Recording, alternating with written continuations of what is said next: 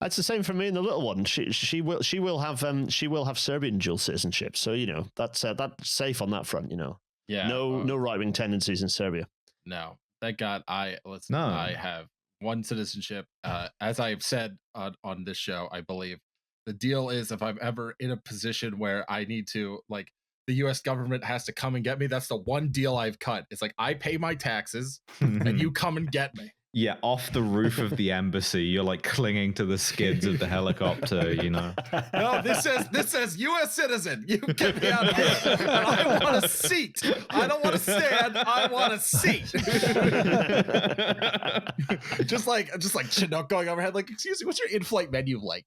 The movies on this thing suck ass. Just trying to get my own cracked 4K rip of fucking 1917 to work, like showing it to the pilot so we can see the detail. Immediately crashing into a hillside. Sorry, we only show Vietnam movies on this flight. Yeah. So my wife, the lovely and talented and beautiful lady that she is, doesn't know the difference between Bridge on the River Kwai and Apocalypse Now, and refuses to watch either of them. I know. Oh my God. Yesterday, Bridge on the River Kwai is the one with the bridge. That's true. Famously so, yeah. Yeah, it's the kind of the thing. I mean, geographically, it's not the hugest separation, I suppose. Like, it's not like not being able to tell the difference between like Apocalypse Now and I don't know, the Guns of Navarone or something. Well, I think the thing is she hates civil war engineering movie. She hates war movies. They blew it up. No, that's not You Bastards Blew It Up. What is that? That's from Planet of the Apes. Planet of the Apes. Yeah. Now, Liam, you're doing it. So Rin's confused. I don't know the difference. Charlton Heston haunts my dreams. Have you dreamt this, man? It's just Charlton Heston. Yeah, you remember that bit in Bridge Over the River Kwai where they're in that chariot race and they're like whipping each other? Oh my God, that's a good bit. Everyone's in that movie. Jesus shows up. There's like some triremes. Oh my God. God, that I used to love Truly, that film. this was the Bridge Over the River Kwai. Yeah.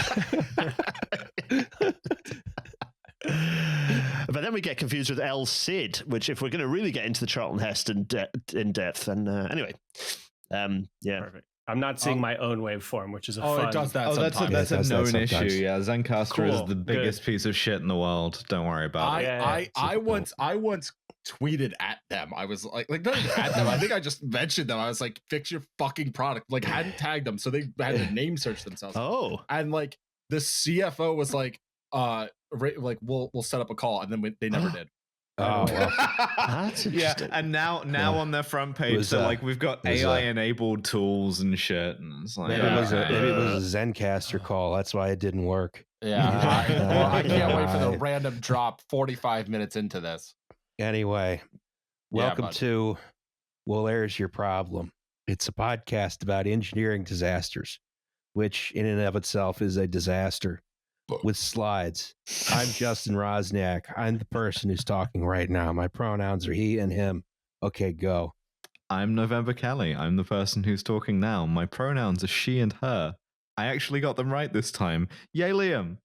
Yay, Liam. Hi, my name is Liam McAnderson. My pronouns are he, him. I'm the person talking right now. I think I never say. I think you just are expected to know it's Liam.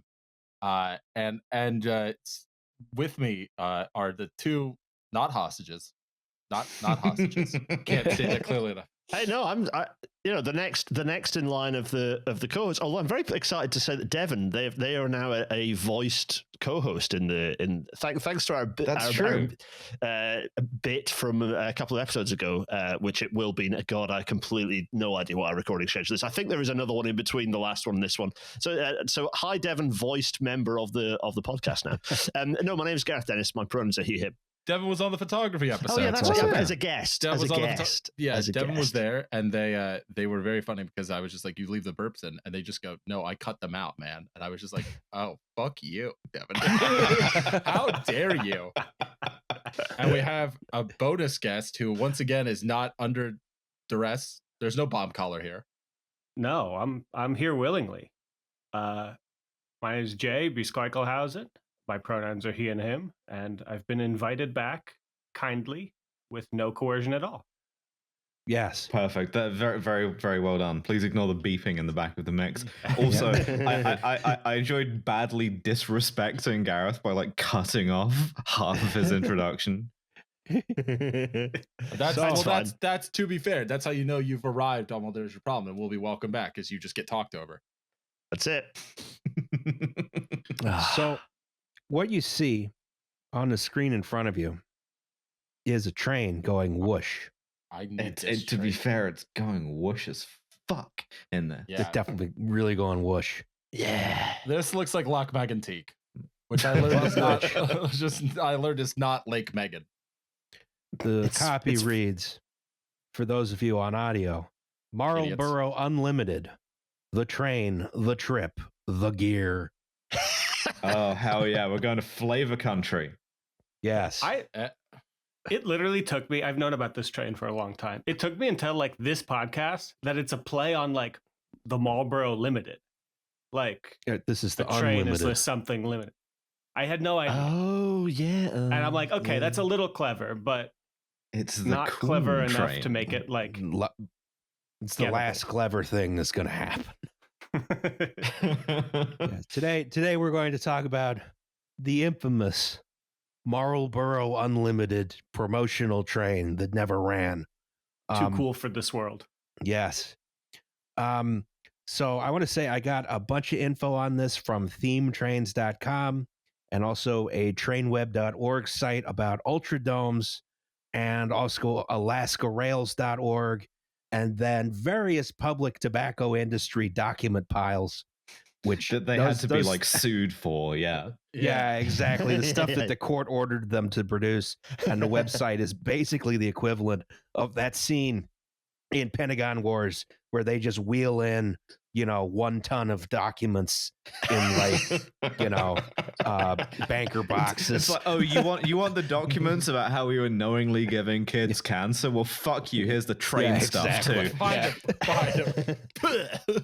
And I someone who's a real historian should go and look this up, because this was just me, searching for 2 days through, a pile of like a pile of submittals and meeting minutes and change orders to try and piece the story together. Oh, imagine getting your PhD on like the official train of smoking. Yeah. I want to say, so Nova, you used to smoke. I did.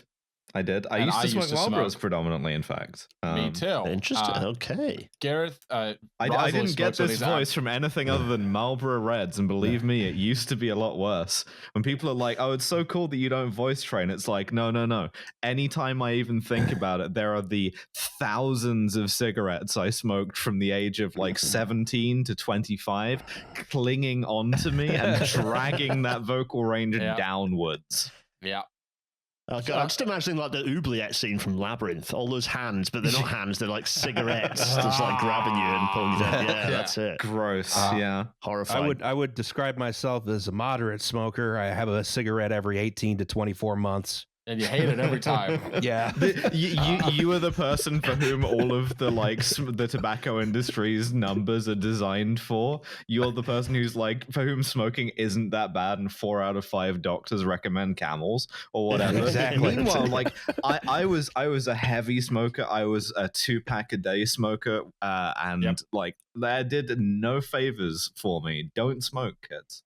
Don't smoke. No, I'm the nerd of this group, and I'm including Jay within that. I'm even nerdier because I've never even taken a toke of a cigarette, not even once. You're better off, too. Believe me. Yeah, you're better off.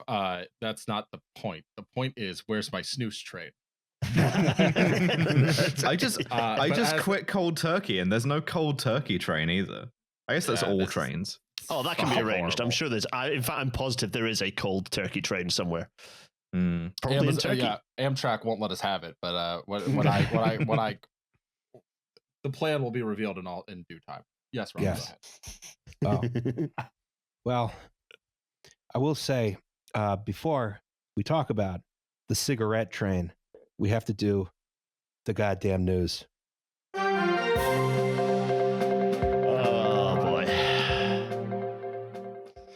Welcome I to fucking hate the this the Hitler zone. It's the Hitler zone. It's Hitler's time. Look, this inauguration was amazing. I'm sorry I said the word cunt, Mom, but he deserves it.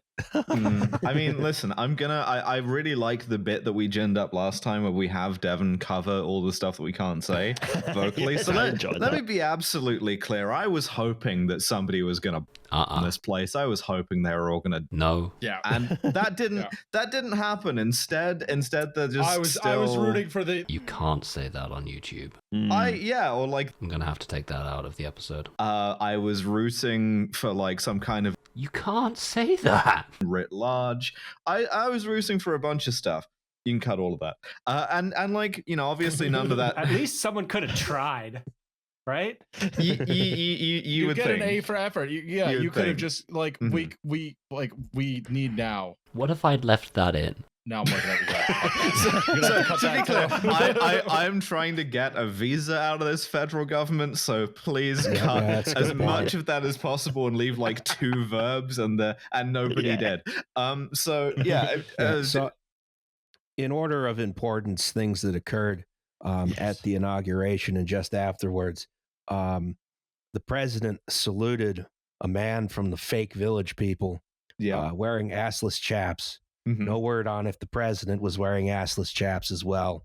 Trump brackets gay brackets question mark. He's gonna this motherfucker is going to like remove all LGBT people from the military, and he is saluting a man in assless chaps, which is in itself extremely confusing. Yeah. Elon did what is apparently not a Nazi salute, according to it's a Nazi salute. He didn't do it twice.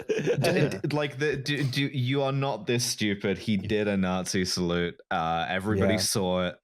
I think he was trying to make it more deniable. He's like biting his lip because he's like horny, I guess. Yeah, for Nazis. I think he was trying to do something that was a little bit more deniable than this, but then it came out as just full-on Nazi salute ×2, and everybody you can from tell he'd like been brewing himself up for it because of how much of a fuss he made of it, right? Yeah, and then everybody from the ADL on down was like, well, listen, you know, maybe everybody gets a little bit of an arm cramp sometimes. You got to stretch that bad boy out, you know. Jesus. Well, some people were saying he did a Nazi salute because he had Asperger's. Which let it be known that is actually also a Nazi disease. So this is. So you're not going to clarify that one any further. No, let it roll. Hans Asperger was a Nazi. Okay, good. We need to do that. This is a train episode. If you just go and lay that one down, it's over. No. I like Melania. I can never say her name right. I like the Undertaker outfit she had on. Melania's hat is the most important part. I didn't know the Benadryl hat man was a woman. I'm enjoying kind of like slightly surrealist, like Tarsim directing the full 30s gangster look. That's something. Yeah. Also of like no relevance to this. Trump is president now and is doing all of the stuff that he said he would do, which is it's all the Hitler stuff. You know, he got on stage and he signed like 50 executive orders, all of which are about as terrible as you can imagine. The usual kind of focus on trans people, on like DEI, whatever the fuck that's supposed to be, but you know what that's supposed to be. You know what it means. Yeah. Well, he repealed the fucking Equal Opportunity Employment Act, which I think that's pretty clear what the desire is there, and it's not about CIA officers wearing a rainbow lanyard to work. You know, so a lot of these are just not going to hold up in court. They're just going to force organizations like the ACLU to waste a lot of money and time. Yes, I mean, I have thoughts on three. There's 3 things that I have thoughts on here. The first is that this increases the likelihood that Musk is out on his ear quite quickly because it took all the attention away from Trump, which will have annoyed Trump extremely. That's the first thing I thought about when I saw him do the Nazi salute, other than what a pathetic little weed desperate for attention. Because whether or not he's a Nazi is kind of immaterial. It's just how much desperate for attention he is that really grinds me. That's number one thing. Yeah. Mm-hmm. But also he is actually a Nazi, of course. Number 2 thing is all the TERFs in the UK that were like actually cheering on Trump. And this at the same time as like all the abortion advice was taken off every single federal website. All of the protection on just that enormous erosion of women's rights immediately. Number 2 thing, awful. Number 3 thing is that it appears that every citizen of the United States at least every new citizen of the United States, all the kids born, are all going to be classified as women. Yeah, because the executive order. Feminism achieved. Yeah, the executive order said from conception, and we're all women from conception for like several weeks. Yeah, I mean, to be clear, this is the least enforceable one. This is the one that I think even this Supreme Court has a chance of not going for, which is just trying to kind of unilaterally repeal the 14th Amendment and end birthright citizenship. This was in court in Seattle this morning. And the judge cut the Department of Justice off in their submissions to go, is this constitutional?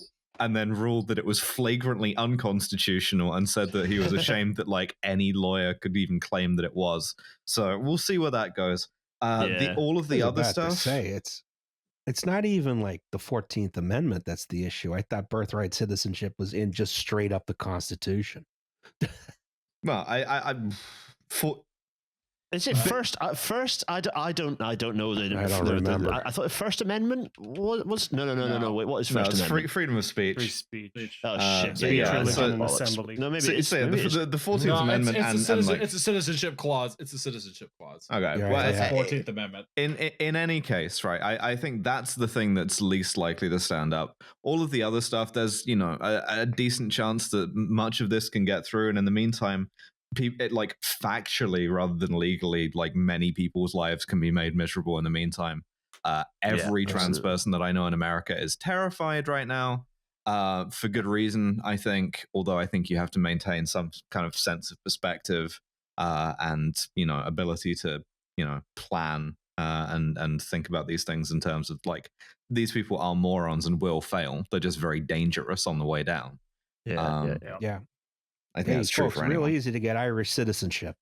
I mean, absolutely. But yeah, it really feels like it's so bleak, because if there's any aspect of policy that the federal government makes that you're at all interested in, there will be something to trigger and own you.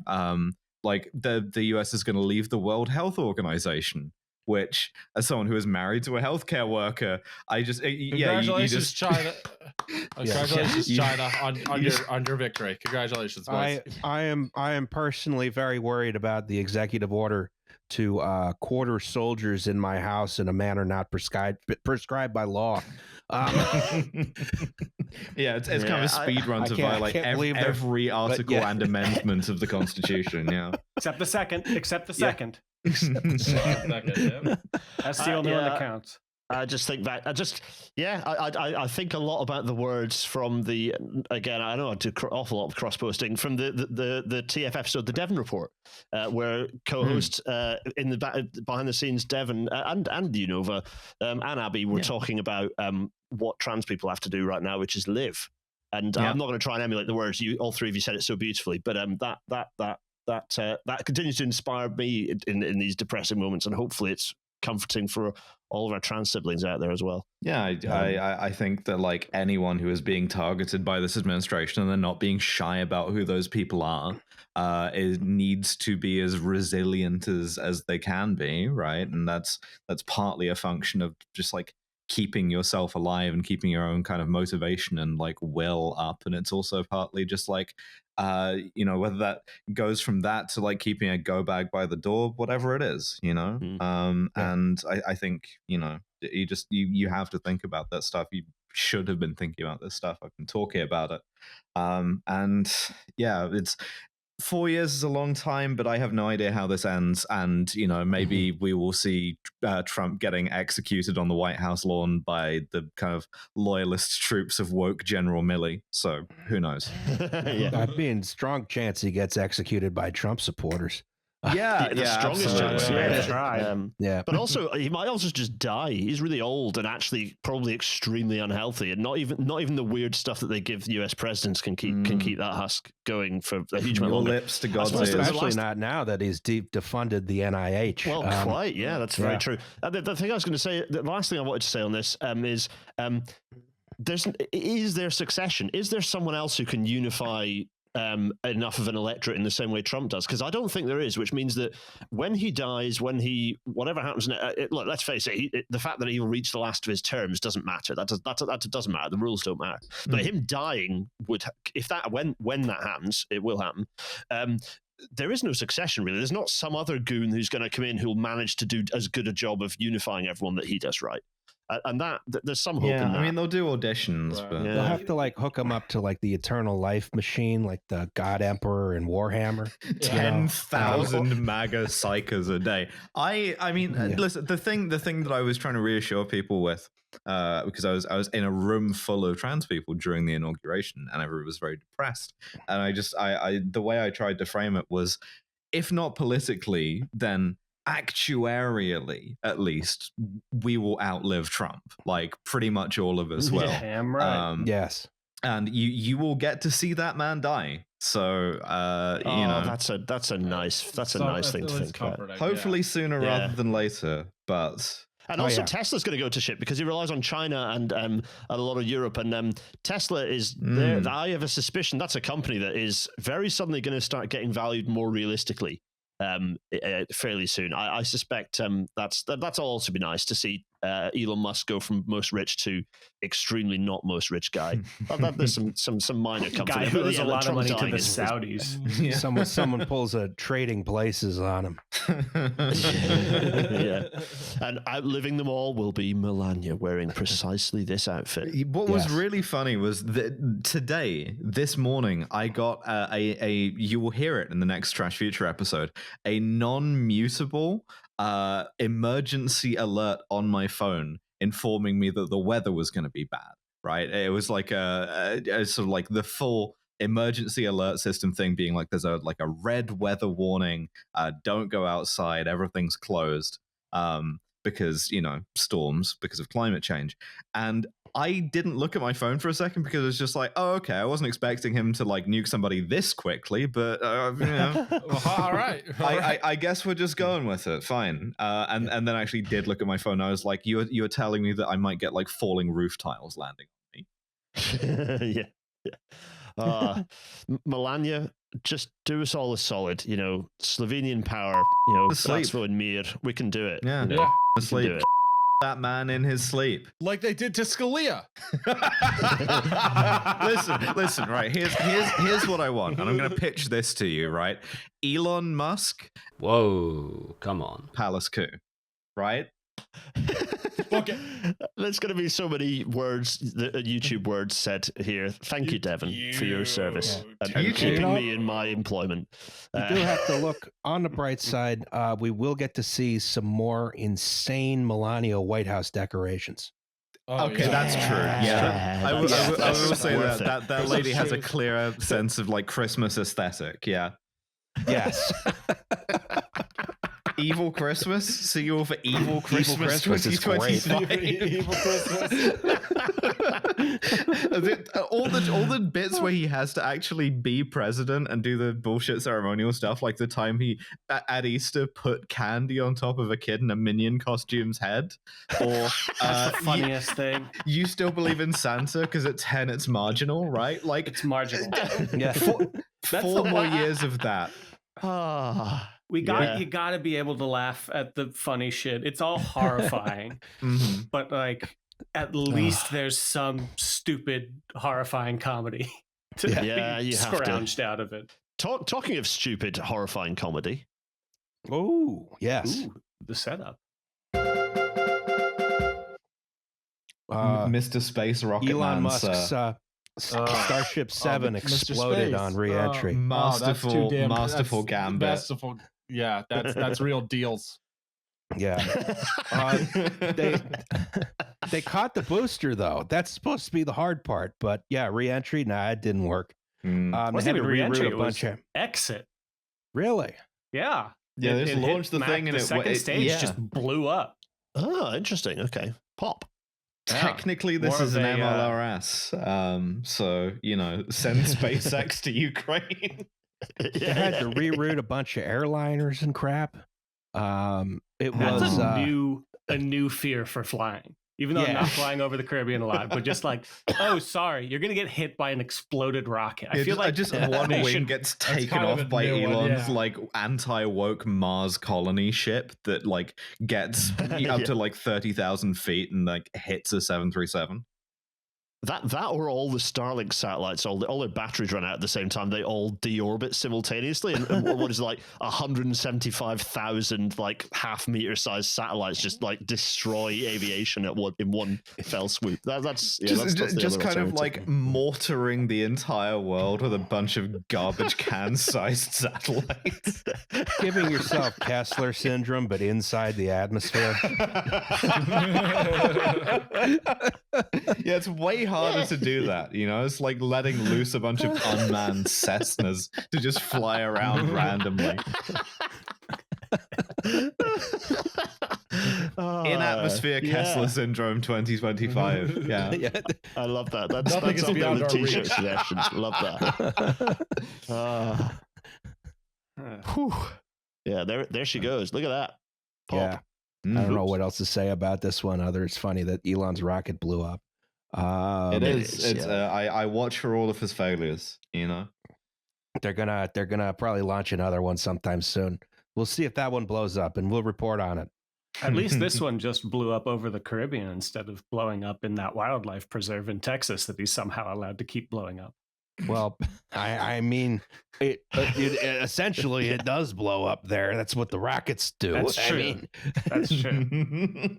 Controlled explosion. Yeah. So how much of this expensive titanium, etc., is now like littered through the roofs of some innocent people? This one's made out of stainless steel.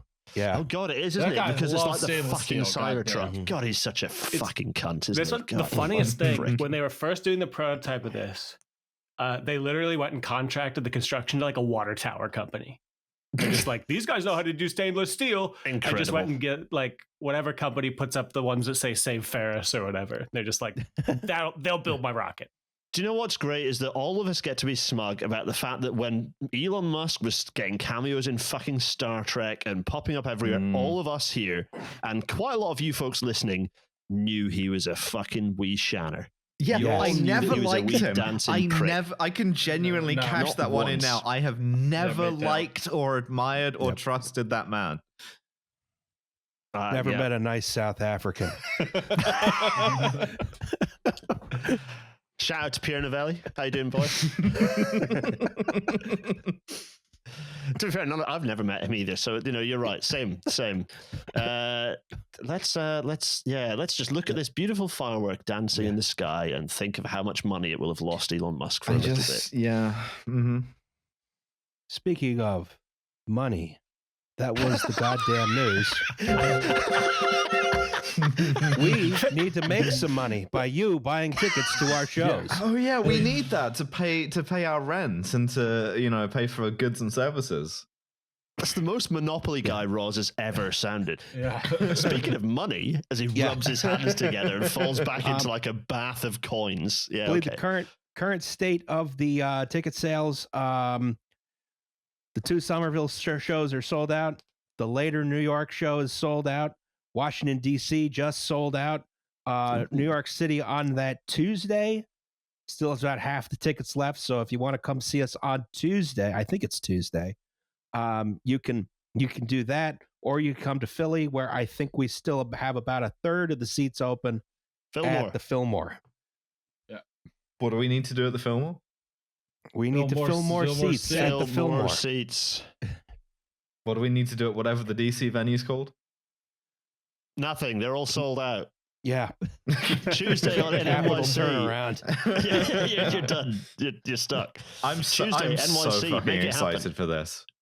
Yeah. This is going to be enjoying watching everyone get very excited for Times Square.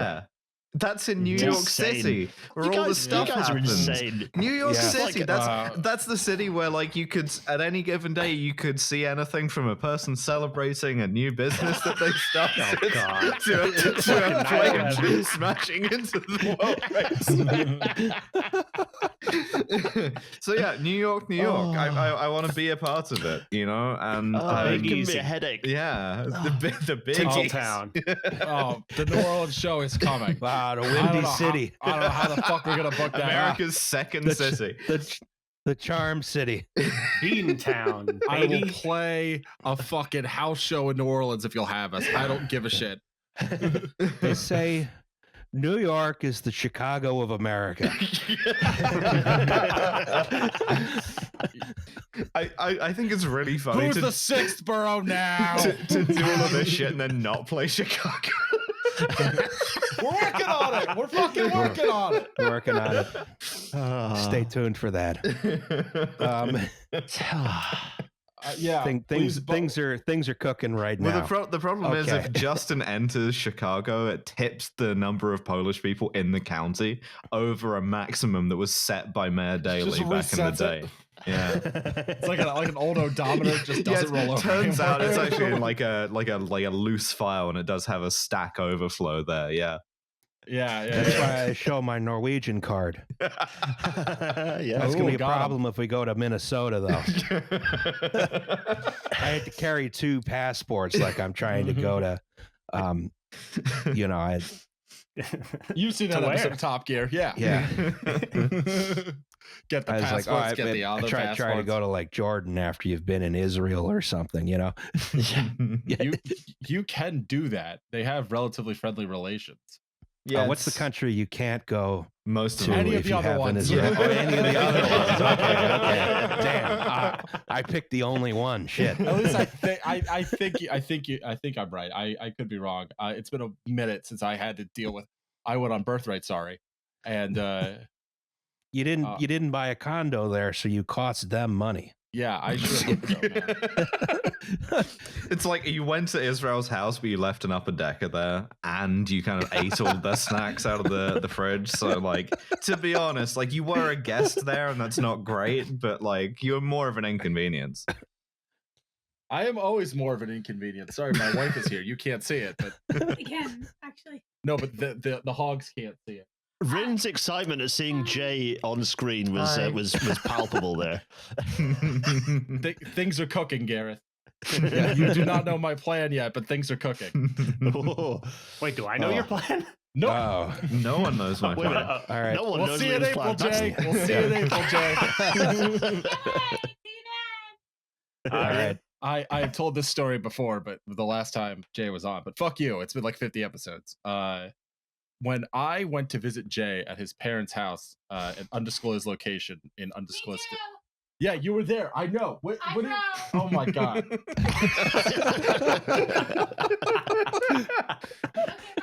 Okay, bye. She brought me more waters. I drank like 6 seltzers. I'm gonna have to piss at some point. I'm gonna be rods.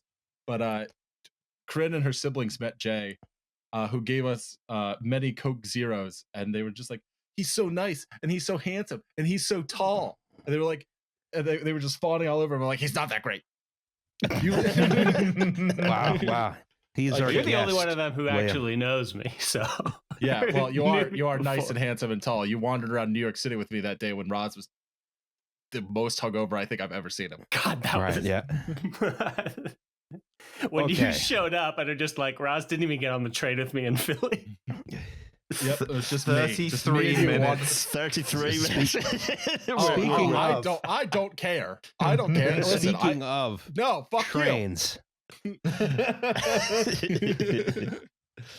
We should do the episode for the nice people. Oh yeah. Hello, nice people. Sorry, I needed a half hour being cheered up by the company of my friends because I saw a bit of Conclave for the second time, and anytime I see that movie, it makes me real sad. This is also why the Catholicism episode is taking 15 years to do. We're all confronting some shit personally about it. All right.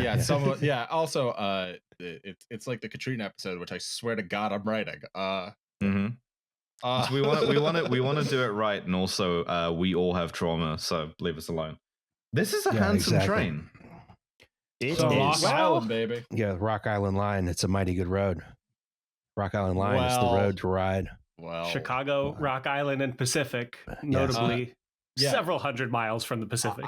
You'll note that New York doesn't have the Rock Island because it's an inferior city that we're very happy to play. Please buy those tickets. Yeah. Chicago also doesn't have the Rock Island anymore, to be fair. I think the latest people to have the Rock Island was Mississippi because some foamer bought the trademark and named their short line the Rock Island or something like that and just painted on it. There's a lot of islands with a lot of rocks. The first question we must ask is, what is a gallery car? Can you look at pictures in it?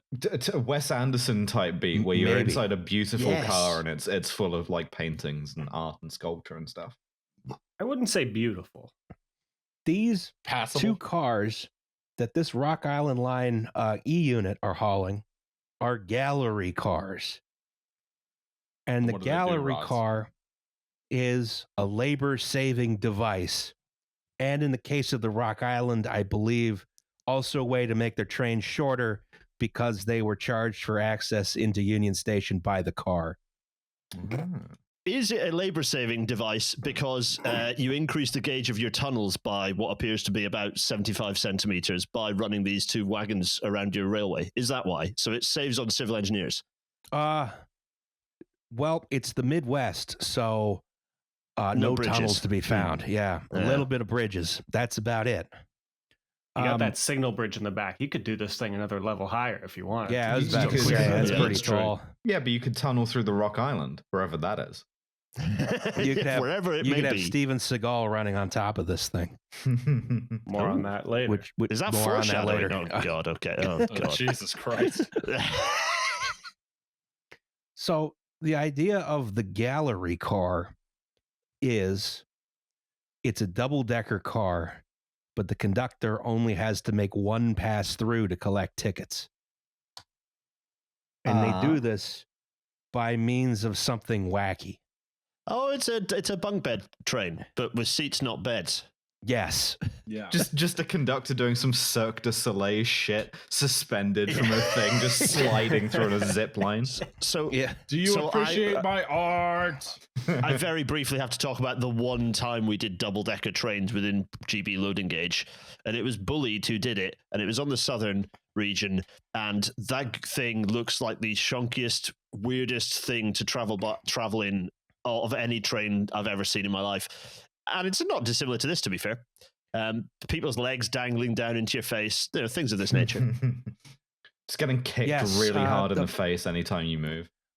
The Long Island Railroad also had some with a similar configuration where, one booth was 2 steps up, the next one was 2 steps down. Knee knockers. The next one was the knee knockers, yeah. Let you see up ladies' skirts. Oh, dear. No. Yeah, exactly. So it's a real kind of like bridging the generations thing of Yeah. seeing up a lady's skirt there, of like of being like, that's Bordian, like seaside postcard fun, to that's a serious sexual offense. So it's hard to photograph how the gallery car works. The lower level, you have sort of 2x2 seating. Lower level is normal. Basically. The lower level is a normal car, but you have a low ceiling over the seats. You can't fully stand up. In the middle of the aisle, you can stand up, and that's because the upper level is one seat, and then an aisle, and then a hole, and then an aisle, and then one seat. This is deranged. This is the working of a madman. If you tried to like make my railroad pay for this, I would kill you. This is madness. It sort of makes sense when you think about it in a very 1950s way, though, right? You get a bunch of single seats. People don't want to sit in pairs anyway. So you get a bunch of single seats upstairs. You're not thinking about accessibility or how somebody who can't do a tight little spiral staircase can get upstairs. It's the 1950s. And your guy just walks through and takes everybody's tickets. On knowledge and belief, easy. The United States of America has one thing in abundance, and that's space. Don't drive it.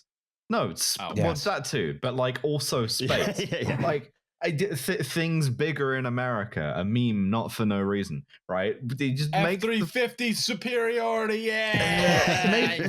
make the fucking train longer, man, or do like an actual double decker. Then a conductor has to walk longer. Hire more conductors. What the fuck do I care? That's Keynesianism. That's expensive, and they're union. That's expensive, and they're union. You can't say. Okay. Mm-hmm. So all these have the same basic format. You have the center vestibule. That's the main door to the car. From the center vestibule, you then go either left or right.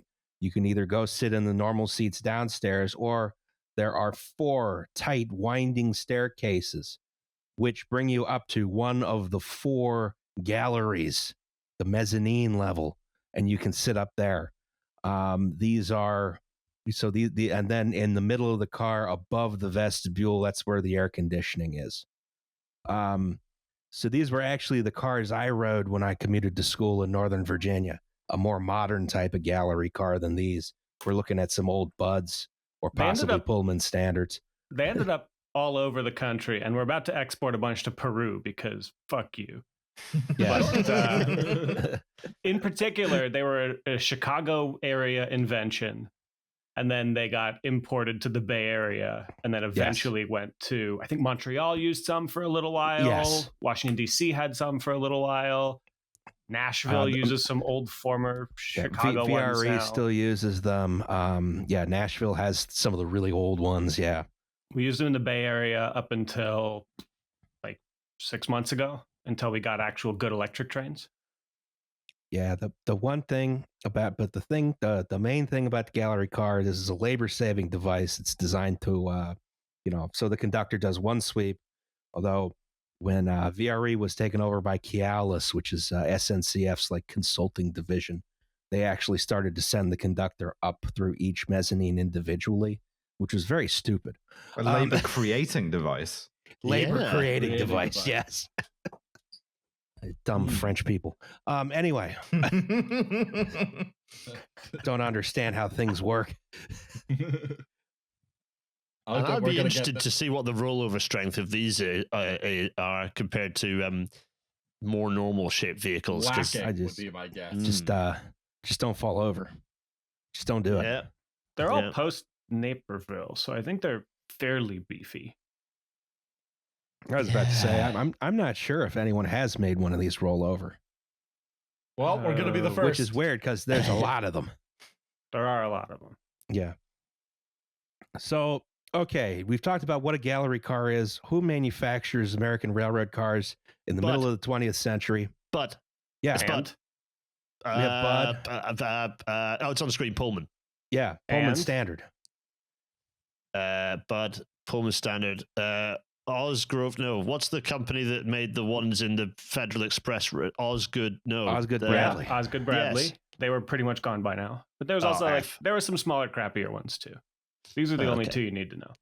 Yeah, these are the two big ones. There's essentially a duopoly in railroad car construction. Oh, and sorry, also British Rail Engineering Limited manufactures vehicles that were in the US in the middle of the 20th century. We sent our Pacers over fairly soon after this. Oh, right. Yeah, that's true. Christ, did we? I didn't realize we were a net exporter of misery that late into the 20th century. No, I got to see it at the Connecticut Trolley Museum once. Hell yeah. Wait, it's still in the northern US? Sending Pacers to Indianapolis, hoping they'll like them just off the name. It might be. I'm not sure what happened to that thing. We actually discussed that way back in episode 3. Yeah. Anyway, so, episode 3, wowza. Yeah, back then I didn't have all the osmosis, so I didn't even know what a train was. So, Bud made the cars out of stainless steel. Pullman Standard made the cars out of regular steel, but also sometimes stainless steel. Yeah, stained full steel. Gross, disgusting steel. Take a look at Pullman Standard's disgusting gallery car. It's like, it's got mildew on it. They both built gallery cars for what it's worth. Yes. I think Pullman did more, but both still do, and both of those built in the 50s are still running in Chicago. Yes. Incredible. So, railroad passenger traffic dropped due to a variety of reasons: bad service, bad regulations, bad investments, so on and so forth. Most passenger rail is taken over by various government agencies. That's outside of the scope of this podcast on this episode. This introduces a few new factors for how the new passenger rail customers are acting, right? People buying passenger cars. They're either doing something like Amtrak, where they have pooled together every piece of existing passenger rolling stock in America, and they are selecting all the best of them, so they don't need to buy anything for a long time, and they're trying to unify their fleet as much as possible. Or if they are, sort of a commuter rail agency or something like that, who's getting some of the rejects, if they want new cars, they don't have a lot of money, but they may also be subject to regulations which require them to accept the lowest responsible bidder in acquiring new railroad cars, right? Or again, they might just not order new railroad cars at all. And the thing about products from Bud or Pullman Standard is, they were usually a little bit premium. They're not the bottom of the market. Admittedly, there are duopoly, but it was not difficult for other manufacturers to sort of come in and try and undercut them as a loss leader. Yeah, calf. Yeah, exactly. Yeah, okay. Yeah, fine. So these big manufacturers start to struggle in the 1970s and 1980s as a few manufacturers from overseas start to try and muscle in. And also, again, there's just less orders. The Surface Transportation Act of 1982 creates this Buy American clause, right? This attempts to sort of shut the gate, do protectionism after the horses have left. Amtrak and transit agencies are forced to purchase American-made trains, just as Bud and Pullman Standard both exit the market. Whoops. Beautiful. What a beautiful set of incentives and responses. Yeah, so Bud and Pullman Standard both exit the market in the late 1980s after filling their last absolutely massive orders. I think for Bud, it was subway cars of some kind. Pullman Standard, it was the Superliner 2s. I want to say, Bud, it was the CTA cars, right? That could be that sounds about right. And then, there's clearly no more orders that could keep the companies afloat that were forthcoming in the next couple decades. So it was like, time to close up shop, I guess. You made exactly products the same as too was happening good, in the UK at the same time. and your punishment is no more product ever. Yeah. But there's still people who want to buy new train cars, right? So we have this flood of manufacturers. Hooray! That come in, efficient. Yeah, so these two regulations, low bid and Buy American, both resulted in extremely expensive cars from overseas being the norm. Oh, okay. Well done, boys. All right. Nova, I've got sorry, real quick. I got a game for you. What do you think that M and MBB stands for? Oh, MBB. The BB puts me in mind of like all of the German-speaking train companies. Correct. So, yes. What's a German company starting with M? Mercedes? No, Ah. Not Mercedes. It's Messerschmitt. It's Messerschmitt. Fuckers. I mean, listen. One of my other guesses here was because like I know Messerschmitt kept obviously like as from this making stuff after the war. Mengele, like as in Josef Mengele, like literally his family's company, still make like combine harvesters and shit and tractors. Oh God! Did they change the name at least? No, you can still buy one. It's brand recognition, It's, why have you changed that? The thing that came into my head when you said that it was Messerschmitt is the BF 125. Is that a thing? Is that a thing? No. BF 109 was. No, it was a gag. So right, Jay, what that was, you see, was I took the BF 109, which is a known and the name. HST. I combined it with the HST, known as the I 125. see. Combined the two of them in as a bit. But didn't land. I didn't know. I thought it was pretty good. They did show up. They made exactly one type of rail car for the Boston area. It kicked ass, and they never made another rail car for the US again. Yeah. Okay. Fantastic. Those are still running. Yeah. So you have like Nippon Shiro comes in. They make. Sorry, I want to take that again. Nippon Shiro. There we go. They come in. They start building new gallery cars. You got Bombardier coming in. They make new double deck cars. Messerschmitt, they make those nice cars for the MBTA. Hyundai Rotem makes double decker cars for the T and also for whatchamacallit. SEPTA. It was Mark. Mark, that's right. I thought you guys used Rotem cars. We did get the Rotem Silverliner 5s, yes. Yep. But that was a separate plant from the first one that opened up and shut down for the first order. Then we had a second plant that opened up and shut down for SEPTA. Efficiency. Yeah. We have Mafursa from Brazil. They made some cars for VRE and later Shoreline East. Commonwealth Engineering out of Australia. They designed some cars for the Long Island Railroad, which were then produced by Tokyo Car Corporation, as well as the M3s for Metro North. The fun part is, of these companies, I believe most of these are producing Bud or Pullman standard designs with Bud or Pullman standard technology under license. They were just not allowed to enter the American market after Bud and Pullman standard disappeared. So now you can pay a lot more money for the same product. So who holds that license then? If Bud and Pullman are gone, who actually holds the IP for those licenses? I think now Bud is Bombardier or Alstom. I want to say Pullman is also Bombardier Alstom now. Yes. Which is because of course. But Mafursa was the Brazilian license builder for Bud. Oh, I see. So they already had the licenses from when they existed, and then they just kept. Kameng was the license holder for Australia. Tokyo was the license holder for Japan. And then once the parent company, once Bud died, they were all able to bid. Yeah. Basically, I mean, you can see if you look at those Mafursa cars, they clearly share components with Bud cars. They're basically just Bud cars. Just Bud cars. And they look great as a result. Bud knew what they were doing. Yeah. And I love the look of those Mafursa cars. But it's embarrassing. But one of the things that happens here is that, when these manufacturers want to make cars for the American market, they're based in foreign state code FN.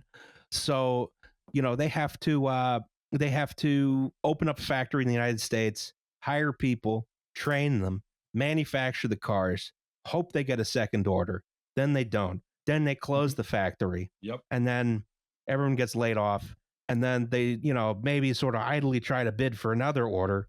And then, in order to sweeten the deal for the politicians, they try and open a new factory in a new location closer to where the contract is.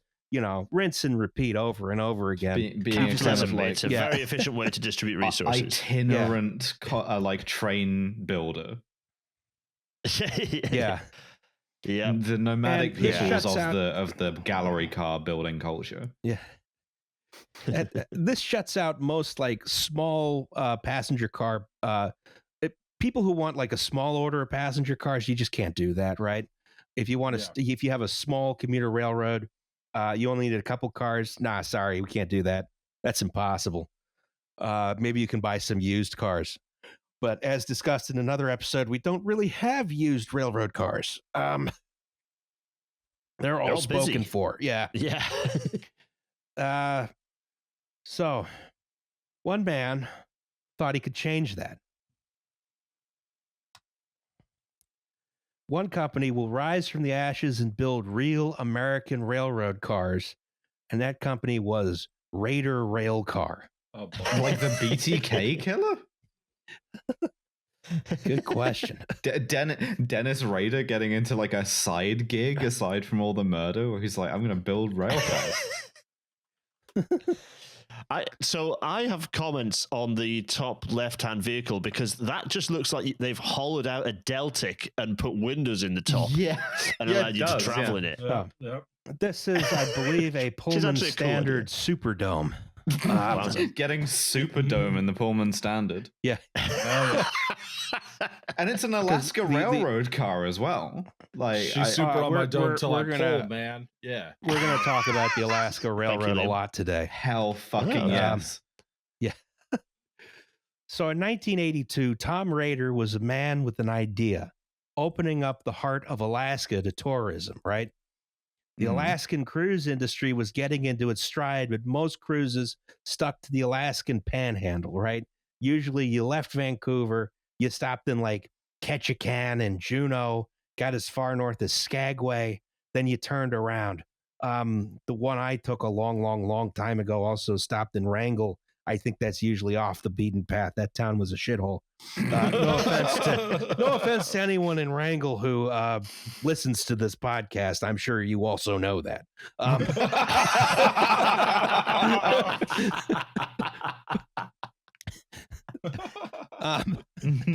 If you wanted to, I like the double down. That's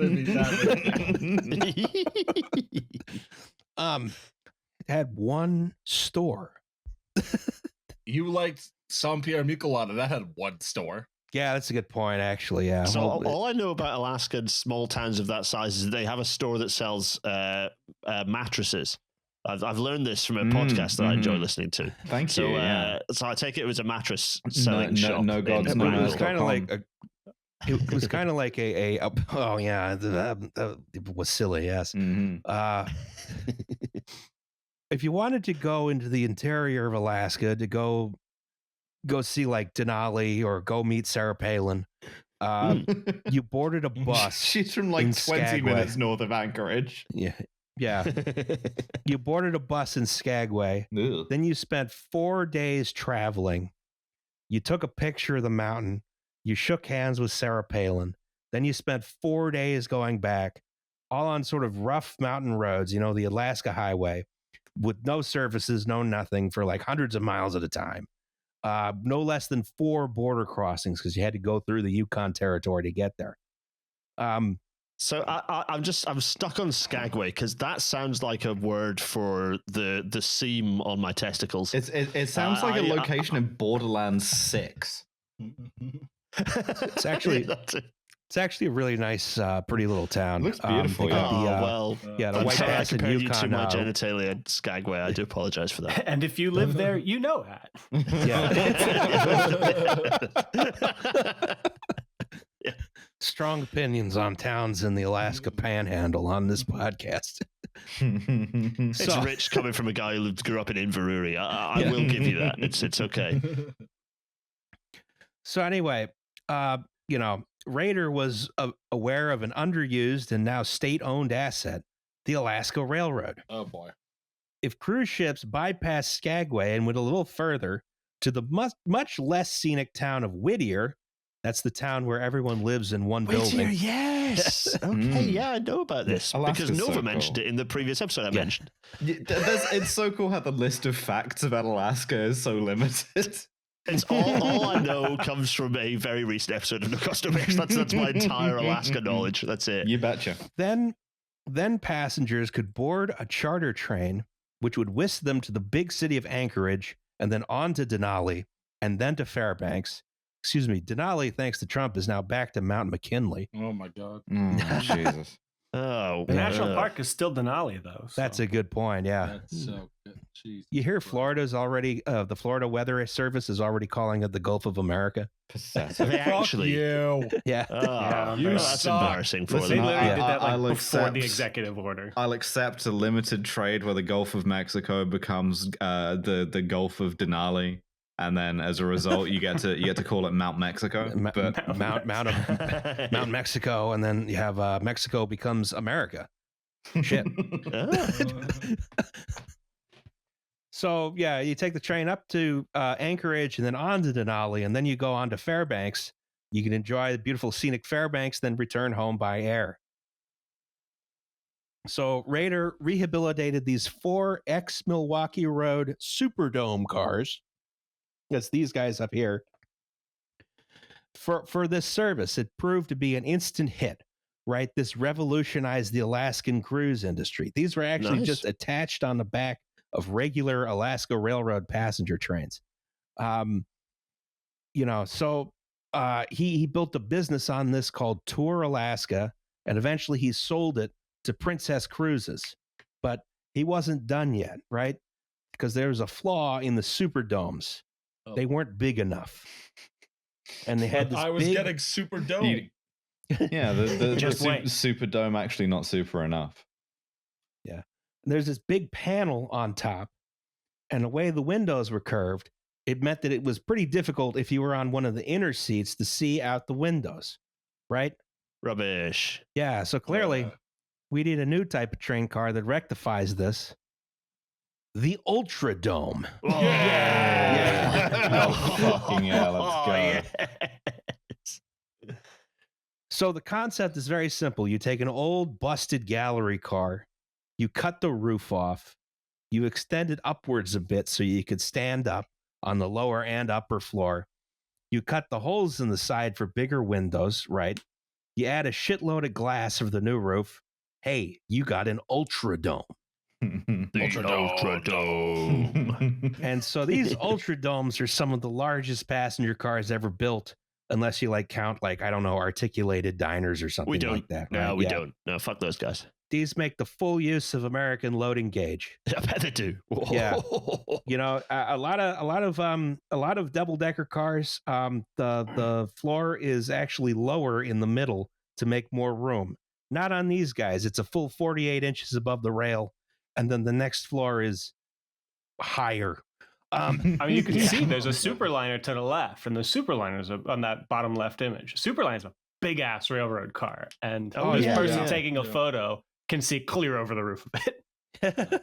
I mean, this is epic. Good God, do I want to be in this? I assume that they're still running today, and I can have a fantastic trip. Yes, quite a few of them are still running. In fact, I think basically all the ones that rolled off the assembly line from the series of companies associated with Tom Rader, if they made it out of the factory, they're still running. Incredible. We'll get to that later. Okay. Noted. Just don't think too hard about how the frames and shit are all 50s commuter railroad cars that are now. You're in Alaska. What's it going to run into? A moose? Yeah. That's what the locomotive is for. Yeah, that's a good point. We don't have a cow catcher. We have a moose catcher. You're not catching that fucking thing. You've got a moose obliterator. No. Yeah. The first order of cars was 4 cars that were designed to operate in pairs.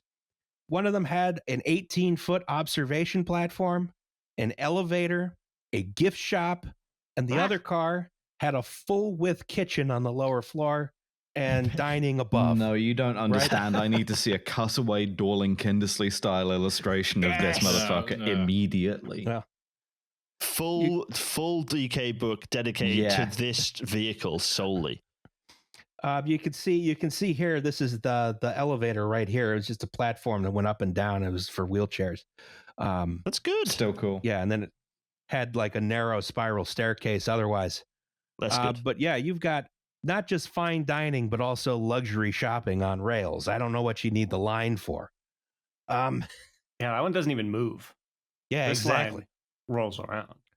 This could also operate alongside standard single-level equipment, unlike the roughly, equivalent Amtrak Superliners, which required this special transition car if you wanted to hook it up to normal stuff, right? These were just chucked onto the back. These were essentially just they paid the Alaska Railroad just to chuck these 4 cars on the back for a land cruise. Yes. So the fact that you could get between I don't know if they even let people use the regular train, but at least let crew get around is pretty important. Yes. Yeah. One of the flaws was because they were essentially greenhouses, they needed really beefy HVAC, but they were enough of a hit, with the tourists that they make loads of money, right? Sure. So these are big successes. So Rader's we could probably sell more of these cars. So he founds his own company, Rader Railcar, right? And decides we're going to design the most late 80s cocaine train cars imaginable. The Caltech of train cars? Yeah. Oh my god! But it's taken the furniture out of like my great auntie's house from 1992. Yeah, grandmother Agnes had this chair. This is stupid. I wrote this slide and I realized the notes for it are actually a little bit inaccurate here. This should probably go later on in the podcast, but these are just demonstrator cars to show what Raider could do. And the answer was anything he wanted. Yeah. This is small place restaurants, but the 80s. Yeah, exactly. You want a car with a mezzanine, and it's got a grand piano and a dance floor, and look, it's got all these nice plush chairs. And do you guys have more dining area? And it's got again, you can look down the hole and see the people below.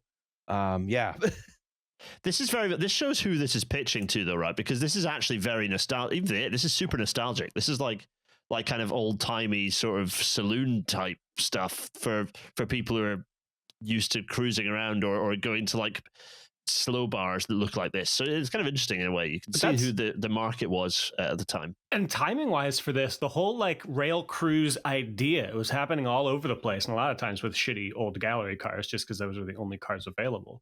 But it was because all of the, this was when the boomers first started getting money, and they had remembered, their train trips and things from their youth, and now wanted to do it again, but fancy.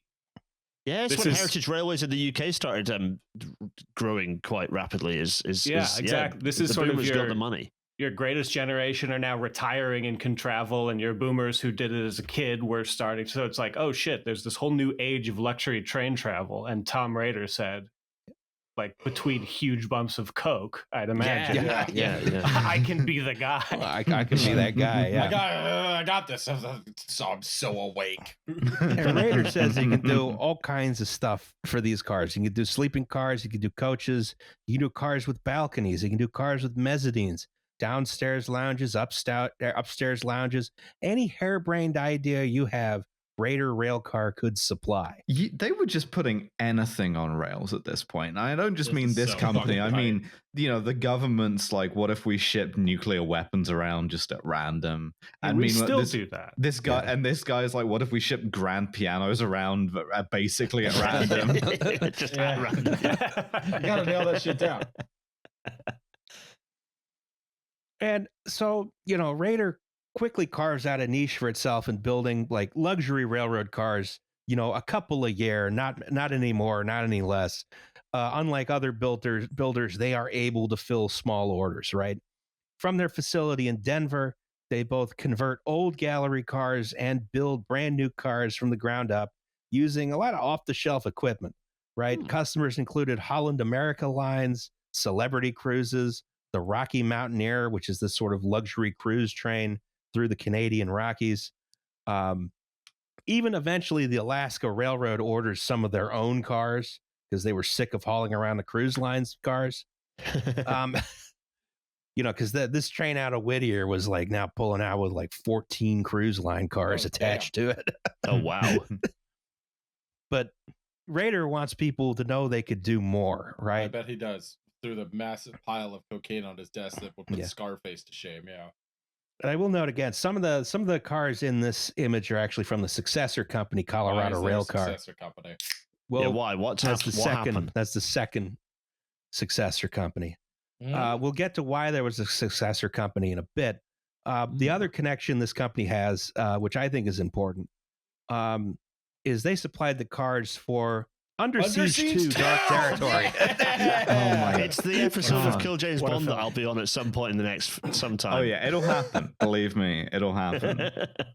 I love this poster, by the way. He's clinging onto the side of this stainful steel, going at like some speed, and he's still stainless. Okay, well, so that much the better then. Yeah. And serving face, like really put together, kind of like mid-career Seagal. It's really funny looking at the train in this as like a train nerd, because you can really see they tried to make it look like brand new Amtrak Superliners, whatever. Yeah. But they didn't quite. It's just this weird ass, cheap looking uncanny valley. Shitty gallery cars up front. They added I understand this is supposed to be stainless steel fluting here, but they actually use tin roof material. Gotta hit that budget, man. Yeah. These are just really shitty gallery cars that Raider owned, dressed up to look nicer, repainted, added stuff to make the stunts easier. There's some trap doors and plywood platforms on there. I think that's grip tape on the roof too. Yeah. Yeah. It's gotta be. Yeah. Technically making this a skateboard. There's one. God, that's the coolest skateboard. It's both technically and legally a skateboard. Let's see a kickflip that, Steve. But yeah, they supply the whole train. Most of the cars were scrapped after the film, but not all of them. We'll get to that in a bit. Okay. So that's the train portion to start out with. That's the context. Now we have to talk about smoking. Yay! It's a cool thing that presidents do. Yeah. If only it were good for you, but science hasn't got there yet. It's not likely to now that Trump's paused like basically all research in the US. It's a good point. And so it's a great shame. Shut down the cigarette that's good for you project. I hope the National Institutes for Health are like one day away from like a real breakthrough on the cigarette that's good for you project, because like it's like David Lynch, R.I.P., said about smoking, and it's a guy who died of smoking in large part. But like, it's all we want as an addict is for the subject of your addiction to be good for you, right? And it's not. Yes. In fact, it's actually terrible for you. And yeah, they're gonna. Do you guys remember Premier cigarettes? No. There was it was a smokeless cigarette that R.J. Reynolds came out with that hemorrhaged just a shit ton of money. I think they lost like $1 billion on it, but it tasted like garbage. Apparently, when they did research in Japan, they told the researchers straight to the face, "This tastes like shit." But yes, we are. That was in '88, so there's been 37 years of working on the cigarette that's good for you. So we'll get there. We'll get there. About to say, if the people in Japan say it tastes like shit, it tastes like shit because those guys are really good at smoking. Yeah. So yeah, cigarettes. There's some tobacco. You buy them in a pack. You smoke it. You feel a little nice. It looks cool if you're in high school. I think FDR looks instantly, pretty cool there too. Yeah. Yeah, having it on a stick does make you look cool. Worth pointing out that filters are complete pseudoscience. They make absolutely no improvement. They don't do anything. They don't do anything. That was an invention of the cigarette industry to make you think that cigarettes were healthy, and it really worked. Stops you getting those tobacco leaves in your dick. mouth. Yeah. No, I think we should bring back having a big long holder like your FDR. Yeah, like Cruella de Vil. That's always the vibe. You get the really long holder. Learn to dip. Yeah. Dip is good for you. They've invented the dip that is good for you. Copenhagen Wintergreen Long Neck, baby. So yeah, cigarettes they're bad for you, and no, they're not. Okay, yes, they are. Yes, they are. We must say I'm not gonna get shut down by the thing that got us on the COVID disinformation tag. Philip Morris, sponsor our podcast. We're gonna have to furnish this tour somehow. Philip Morris, R.J. Reynolds. Yeah. So, anyway. Cigarettes, in order to get people to smoke them, you need to do advertising, right? So there's this brand called Marlboro. White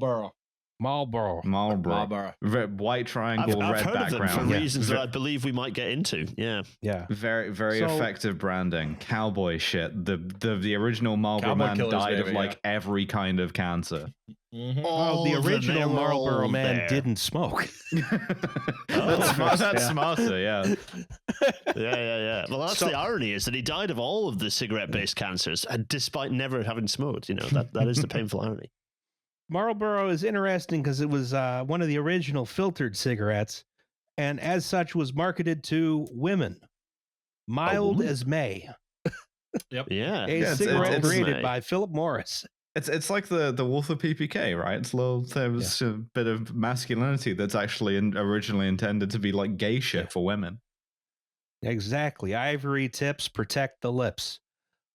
Anyway, so they don't, folks. No, it does not. I mean, eventually in there the is sense this of push. like not smudging your lipstick. Yeah. Well, exactly. Yeah. Eventually, there is this push to like, okay, we got to market filtered cigarettes to men, right? Yep. A lot of the marketing was based on, here's the science of why the filter is good for you. You know, these the companies were making the horrible mistake of acknowledging that smoking was bad. Well, it was after the fact that it was after the first surge of, wait a minute, this might not be good for you. And the response of the entire tobacco industry was, okay, well, filters. So it was a response to the first wave of science saying, oh, no, smoking will fucking kill you. And so the tobacco industry continues to be one of the largest lobbying groups on the planet, was like, oh, well, filters, so now it's fine again. And exactly. And it worked. It worked. But then men weren't buying didn't. filtered cigarettes. Yeah. So they decided, all right, the Marlboros aren't selling well with women. What if we turn them into a product for men? We are the dumbest creatures on earth, man. Yeah. I voluntarily smoked for like 8 years. I fucking stupid. And that's how Marlboro becomes the cigarette for the manly man, the Marlboro man. He's outside. He's a cowboy. He's whatever. He's doing all kinds of, manly man shit all over the place, right? I mean, saying that he's a manly man, but and this is not suggesting that skincare routines aren't manly, but he is he's taking great care of that skin. Look at that lovely, slight oily sheen, but some lovely skincare and some very careful manscaping on those sideburns as well. There we go. Look at that. Look at that edge. Yeah. Beautiful. They just don't. I'm just enjoying the man on the picture, the Marlboro man. He's handsome. Doesn't it make you want to smoke cigarettes? Yeah, it does. The most wrinkles around it. This is before the invention of retinol is the thing. But not before the invention of smoking, which will fuck up your skin something awful. Yeah. Look at his lashes. Yeah, they're lovely. Very bushy, extremely bushy eyebrows. He looks like my dad. Yeah, yeah. I didn't know the Marlboro man was Armenian. Yeah, check how much hair he has on his shoulders. Yeah. That's So anyway, these are different ways you could market the cigarette advertising. It used to be you could just say, hey, more doctors smoke Camels than any other cigarette. Then, regulators started to crack down on cigarette advertising that was just blatantly dishonest and fake. So you had to do things like sponsor F1. Yeah, you had to create a bunch of extremely cool liveries for things. Everything since has been trying to evoke this and failing. I don't want to see a car covered in fucking like cryptocurrency logos or like shit that's being marketed to the like 4 cybersecurity executives that they think might be watching. Why the fuck is CrowdStrike sponsoring a car? Fuck you. CrowdStrike. Yeah, I don't even give a shit. Bring back the Gulf Oil livery and bring back the Marlboro livery and invent a cigarette that's good for you. The Marlboro McLaren, because fuck Ferrari. They don't know shit. It's the Marlboro McLaren livery. Oh, the white with the orange across it. Oh, well, it was white. My favorite fun fact about the Ferrari at this time is Ferrari didn't sponsor with like AMD or Acer or Vodafone directly. They sold the whole car to Philip Morris. Incredible. Who then sold the pieces and parts on. What? Well done, boys. They sold the whole car at once. This is my most crank belief, and one that I can empirically say is false with data. I believe that having the cigarette livery on the car makes it go faster. And it doesn't. It doesn't. This is historically slow compared to now. But like, I believe in my heart of hearts. I love the AMD. I just that's what I want to go to work in. It's just the best with all my PC parts on me. Here is my theory. All right, because most of these cigarette companies, they adopted like a cigarette pack design in like 1940 to like 1970 and never changed it. Which tells me that objectively that's when the best graphic design was, because they got nothing else they can advertise with. So, that's why the cigarettes are the best looking packaging in the entire convenience store. Yeah. It's science. It's inarguable. The F1 era where some countries let you advertise cigarettes and some didn't was so funny too. Because you ended up with all of these graphic designers, people having to figure out, okay, we can't have it say Marlboro, but how can we make everybody think it says Marlboro? So like Ferrari had a barcode that like every vertical line in the Marlboro logo was just drawn on. And then other ones, it's like West Cigarettes for the West sponsors of McLaren, just replaced it and it said East. It's like, and it's like, it's not cigarettes, guys. It's all taken care of. Don't worry. It's the capital. It's the cardinal direction. What are you complaining about? It puts some duct tape on the side and write Earn Airlines. It's like when the Cardiff Beer Brains sponsored the Welsh rugby team, but I think when they were playing in France, you can't sponsor alcohol through sport, and so they changed the word brains with brawn, which I thought was quite funny. That's clever. That's very clever. Similar vibes.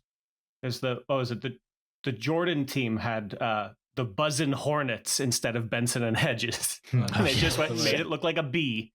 Yeah, it's like nice job, guys. And like I had toys of this stuff with the cigarette ads on it. We all did. 100%. Yeah.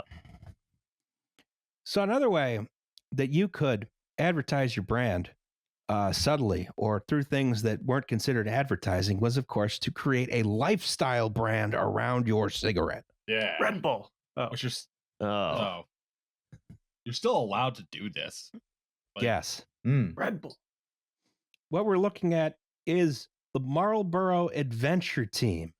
Although I believe these guys are like, because this was a multinational campaign, this is the Marlboro Adventure Team from Indonesia, I want to say. This is not as cool as the Camel Trophy. Sorry to tell you, but that's some of the coolest a car has ever looked. Is the like Land Rover Defenders like going through like a sort of swamp that's filled with 50-foot deep mud that is like simultaneously also on like a 70-degree angle and like covered in wet leaves. Big while also laden down with a shitload of supplies and spare wheels and stuff. That's aesthetic to me. I remember when I realized that you couldn't just be an amateur and enter the Dakar rally. You can't just like buy like a used car and try it. Hey, I got a DAF twin turbo I bought off eBay. Okay, let's do this. Look, I got some all weathers on this thing. You know what's weird, and like they pussied out of doing it any further because they suck now. But like for a second, they tried to modernize the Camel Trophy stuff beyond Defenders, so they had Range Rovers and they had one Freelander within like the livery, and then nothing after that, and it's like a huge shame because it looks cool as fuck. That's my little contribution. Camel Trophy. Yeah, a lot of people are going to be doing a lot of googling through this episode. I'll just have Dev flash some Google image results up. You know. So thank you, Devin. The Marlboro Adventure Team, right? You save up your cigarette box tops. You mail them in. You get cool gear for outdoor activities, which you do as a smoker. Yeah, you definitely most of them will are do standing that. around. I feel like some of these attacks are pointed.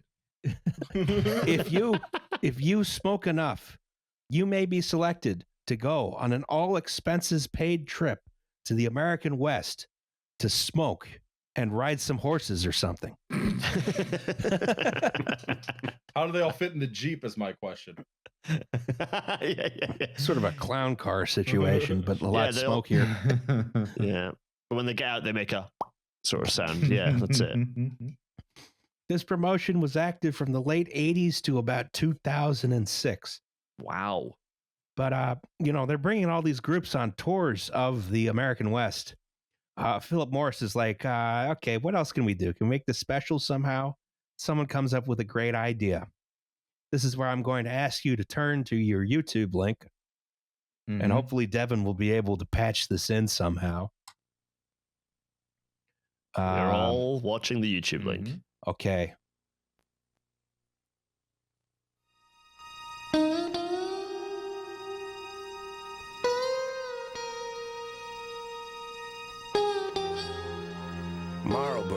country.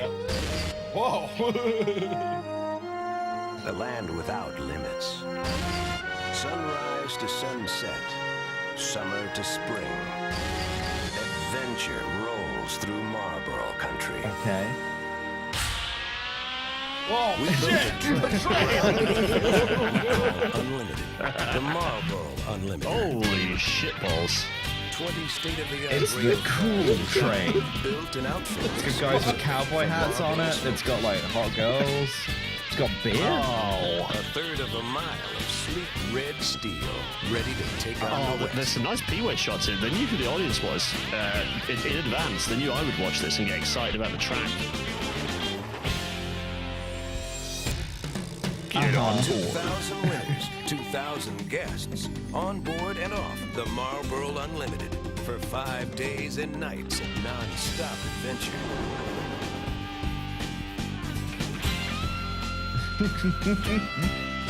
It's got meat. It's got the meat on. It's got the meat train. Yes. This is like too many cooks. There's like the next bit that kicks off. So many horses involved in this. Oh, geez. Obviously. Hot air balloons. Why not? We built Okay, the Marlboro brand duffel bag looks good as hell, and I want one really It actually badly. does. Yeah, I'll give you as that. dependable as the people it's made Oh, for. the Marlboro brand shit. Sorry, no, the merch is cool. Hate to say it, this is cool. The Marlboro branded steak. Yeah. No, I need the duffel bag. No, I need the Just duffel get bag. the miles and get the gear. Holy shit, I am hard as hell. Marlboro Unlimited. They're showing It's the a space duffel bag train. more times than the train because they know it's the coolest thing they've ever come Get up on with. board. Well, it's just they only had a model of the train. Yeah. The duffel bag's probably real. All the shots of the train in this are a It model. says in the disclaimer, limited to smokers 21 years of age or older. I think it'd be really funny to go on this as a non-smoker. Just never smoked in your More life. on that in a second. Okay. 1 second. I have to Google Marlboro duffel bag buy where. Wait, this video is of an age where they have to put the smoking warning in Yes, still. they do That's have to put- hilarious. I like it's the same narrator too. Holy shit! no, You can buy one for 50 quid on eBay, and I might. Yeah, I was gonna offer if you couldn't find any. I have a Marlboro backpack a friend of mine bought me at Salvation Army for $13 that I was willing to mail to you. But This is cool. Oh my goodness. Nova now Googling everything you can imagine that is I mean, the whole one stuff problem- and is branded Marlboro. The one problem, right, is you buy this, you know it's got to smell awful. It's dreadful. Yeah, really. Like it comes pre-scented from the factory. Yeah, they've kind of like they've run it in for you by smoking a couple of like packs into it. oh It's like I don't know where. it's like when you got a gym bag that you haven't cleaned in quite a while, and you come over to your friend, you're like, "Hey, smell this." Except no, it's cigarettes instead. Just all stale 35-year-old cigarettes. I gotta find in my piles of laundry and shit that I still haven't done. I have Rin bought me a sign that says Copenhagen Snuff, and I'm just like, just like when we got, you had to like clean the layer what was clearly like dip stains off of it. You're just like, okay. We have much dip memorabilia in my house, but it got it's not around us. It's like on the 3rd floor. That's where it has to live. So to be fair, I also had to do that with my Yugoslav Airlines ashtray. I did have to scrape quite a lot of yellow scum off it as well. Yeah. I mean, this wouldn't be the worst thing that I've got secondhand in my house as someone who ends up like collecting gas masks because I'm a normal person. I do think there's a decent chance that one of them is kind of slowly killing me. I got one that every time I go near it, I get a weird like tightness in my chest that lasts for a couple of days. So I should probably like, I don't know. Oh, that's Liz. That's probably because it's some sort of plastic that releases I like a would uric hope thing so. that releases cyanide into your blood or I would something. hope Yeah, so. I'm yeah. looking around. I'm just I don't know if there's someone you can like call about that or something to make it not my problem because I want to just throw it out. Just line the inside with Vaseline. You'll be right. Probably Probably get just the coat it in a tightness in layer your of chest. nicotine. You Yeah, probably get the tightness in your chest because it works so well that when you go away from it, you feel the toxins from everywhere else. That's smart. That's you smart. consider that. Yeah. That's true. Yeah. I have an increasing amount of crap in my office that's covered in like transit system brake dust. That's probably killing me slowly. That's getting back into Nova's brown theory of railway grime. Yeah, universal theory of railway it's the grime. same brown. Railway brown. It is railway brown. It's the same railway brown. Yep. And I'm trying to figure out whether I clean it off or whether that's part of the authentic look. You can probably put a Pantone code on your that diet if you want. Like, Yeah. But yeah, no, iron's supposed to be in your diet. It's supposed to be there. It's good. That's like what my traffic engineering professor said when he explained criteria pollutants. We don't count CO2 because it's supposed to be there.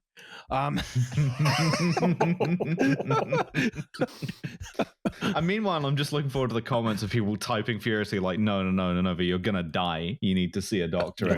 Yeah. Please, for the love of God, don't use that mask anymore. Yeah. Okay.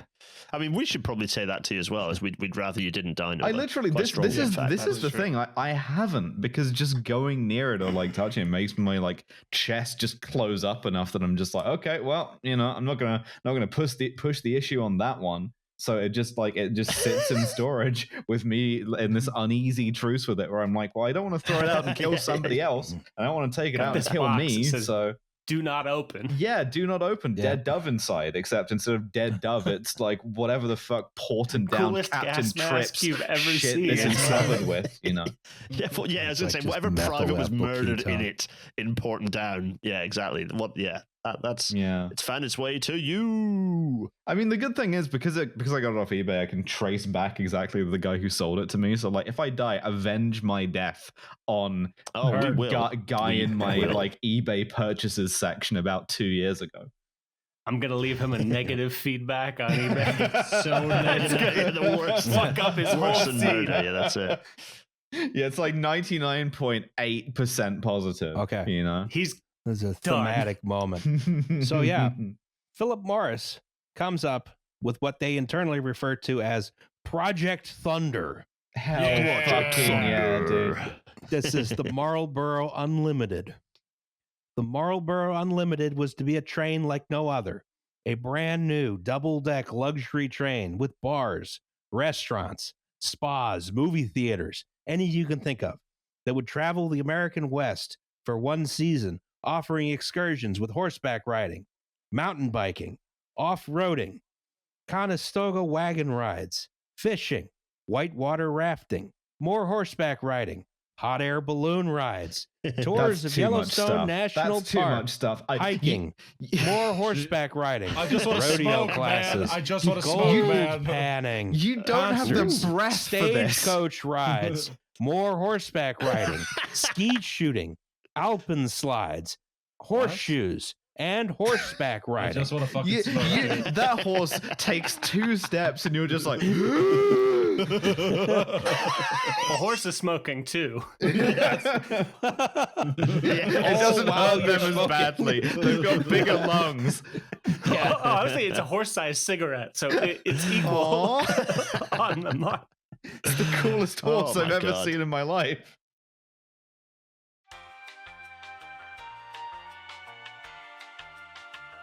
Hi, it's Justin. So this is a commercial for the podcast that you're already listening to. People are annoyed by these, so let me get to the point. We have this thing called Patreon, right? The deal is you give us $2 a month, and we give you an extra episode once a month. Sometimes it's a little inconsistent, but it's $2. You get what you pay for.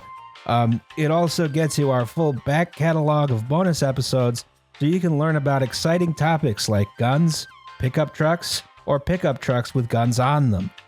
The money we raise through Patreon goes to making sure that the only ad you hear on this podcast is this one.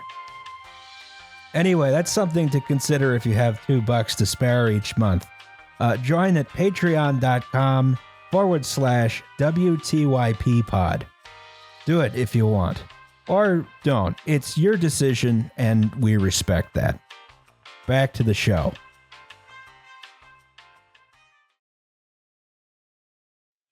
We do have pictures of some of the t-shirts. Holy that you might get. That top left. When I was looking up some of this, somebody's trying to sell that top left t-shirt for $300. Oh, that's like, a I'm less bargain. interested in it now. Bargain. That's a deal. I was going to say, that's a $300 t-shirt if I've ever seen one. That thing kicks ass. It does kick ass. It does really also, kick the ass. audacity for the Marlboro Unlimited smoking train to sell a white t-shirt on the right. I particularly enjoyed the One Wolf Moon. That's a big fan of that one. Yes. Yeah. Why is it so long? Came up with it. Yeah, why is it so long? It's for Jay specifically. I think it's just a Right. giant shirt that some secondhand store on eBay or whatever found their normal model for. It's like, look, we don't have anybody else who can try on this triple XL Yeah, please get free it there. promotional t-shirt from 30 years ago. So we know that this train fucking whips, right? So we know this is the coolest thing that humanity has ever created. So I presume it's running today successfully, right? Of course. Well, yeah, we'll get to that. Part of it is actually, but we'll get to that in a moment. Now, how do you enter? This was going to operate for one season in 1996 for a total of 2,000 lucky passengers. There are some anecdotes online. You had to smoke 1,000 cigarettes to enter, but it was a sweepstakes. No purchase necessary. Okay. But to enter, you did have to be a smoker, 21 years of age or older. How did you prove that you're a smoker? Send it a They just smell you. Yeah. You come in and that guy just takes a big sniff and just like, yeah, this one counts. I love this. Rarely seen freight tracker. Yes. That's a little foreboding. Because it was going to go through whatchamacallit, the old Rio Tennessee Grande Pass. main line. Tennessee I am Pass. telling you this. Tennessee Pass, yes, that's the one. They're orienting this advertising at me specifically. Rarely seen freight track. Good grief. Okay. Well, I think the idea is like, you got to do this. You got to smoke like crazy. You're not just going to be able to do this by getting some Amtrak ticket like some suck-ass loser. Yeah. Day two of the Marlboro Unlimited, and you're like, I don't know if I can keep pace with this kind of competition. You know, they keep handing me more cigarettes. I can't light another one. I'm trying so hard. I feel like my dad is punishing me. Like creating some sort of contraption out of things in the kitchen, like Apollo 13, to just get as many cigarettes into you as possible. You're doing the reverse. You're like a normal style smoker, unlike everyone else who goes for this, and you're like, I'm not prepared to compete at this level. You're trying to like create like some pocket of clean air to hold out in like a mine collapse. We'll get to that. Oh God! Imagine working. Everyone else is like that. The file photo of Homer with like 1,000 cigarettes. Oh yeah, that's what I was gonna say. I worked as the executive chef on the Marlboro Unlimited and completely destroyed my sense of smell and taste. More so than already happens from working in a kitchen. Yeah. Oh my God. Here's how the Marlboro Unlimited sweepstakes works. 2,000 prizes of 6-day, 5-night trip for two on the Marlboro Unlimited train plus $1,000 cash will be awarded in random drawings. The first 1,000 prizes will be awarded from among all eligible entries received by blah, blah, blah, blah, blah, blah, blah. On an official entry form in the spaces provided, hand print your complete name, address, including zip code, your date of birth, and your current brand of cigarettes. Additionally, Lucky Strikes won the war in all caps. Important. In order to be eligible for a prize, you must sign your name in the space provided, certifying that you are a smoker 21 years of age or older as of date of entry. Do you think there are any people who are just like huge like weed smokers, never touched a cigarette? Or just like, also, when you said win this thing, I forgot it was a sweepstakes. I imagined it as a kind of a Squid Game of smoking, which would have like smoking themed elimination events in order to discover who was the best, who wanted it the most. I think that's just smoking. My grandparents really did not commit to the Squid Game of smoking. I think just smoking. They didn't have what it took to make it through, you know. 2,000 grand prizes, a 6-day, 5-night trip for two on the Marlboro Unlimited train, including round-trip coach air transportation to and from point of embarkation, debarkation, meals aboard train, lodging, one room, double occupancy, and activities, plus $1,000 in cash, approximate retail value $6,000 each. That's pretty cheap for a luxury train these days. Plus there's going to be some like horse bullshit. Yeah, train will travel through the states of Colorado, Idaho, Montana, and Wyoming. Winners must agree to travel on scheduled dates specified by the sponsor.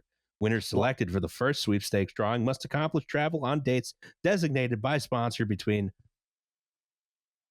What's 8? 8 is August 4th, 1996, and October 11th. The way you do dates in your country is so fucked.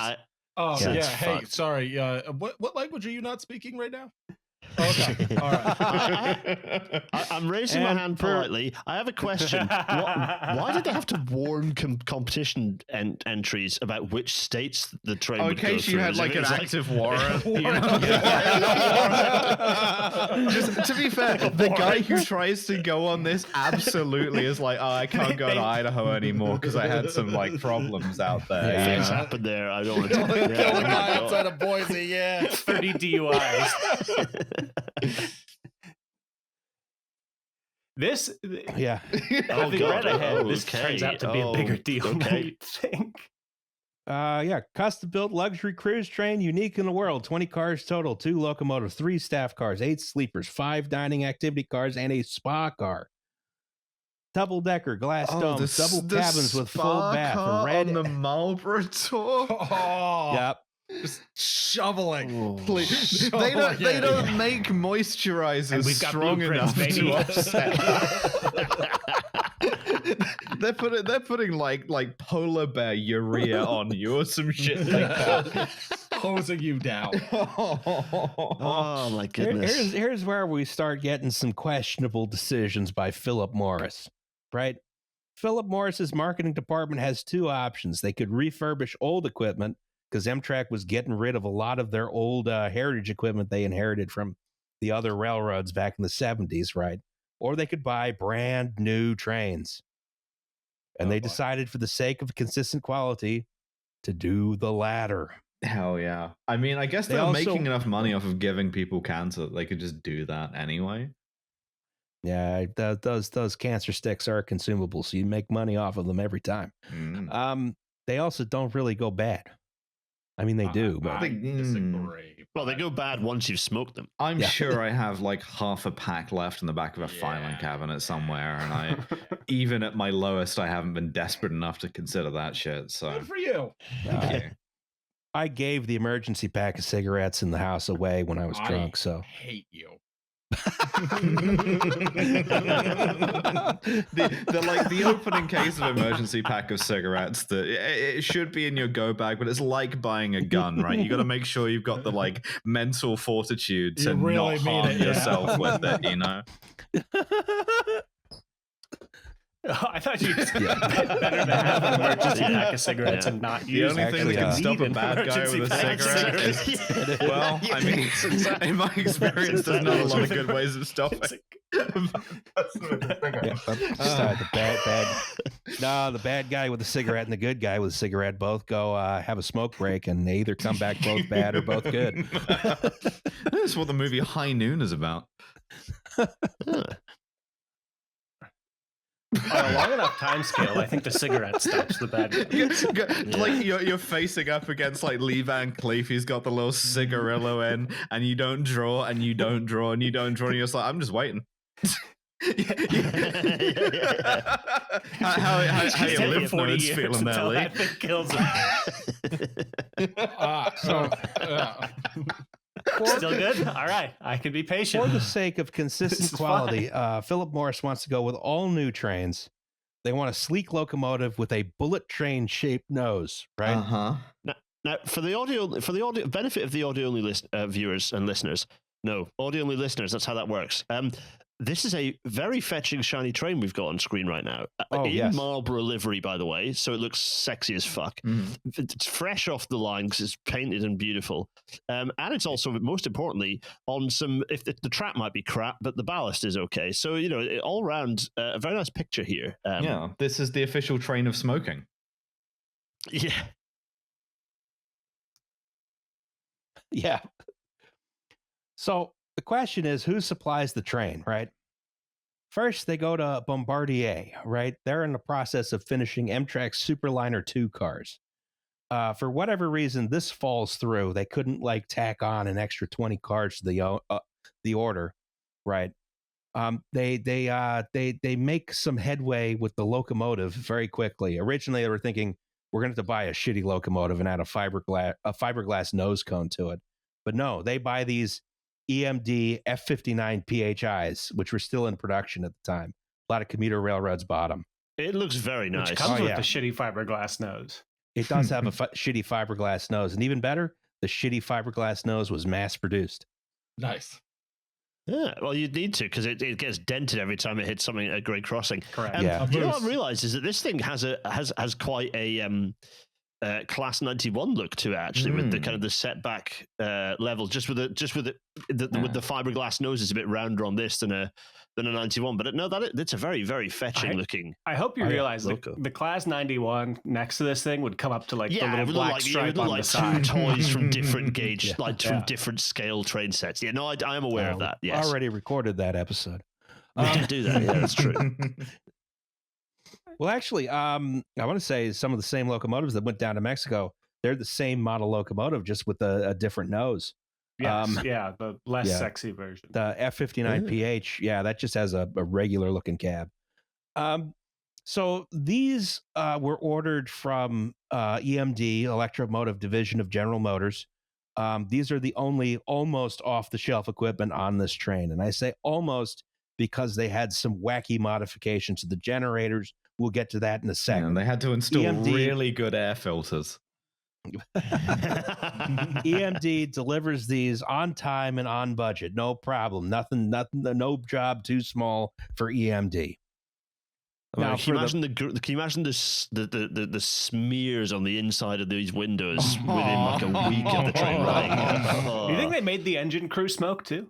Why not? Of course it is mandatory. Yeah, you have to be 21 years or older and a smoker to run the train.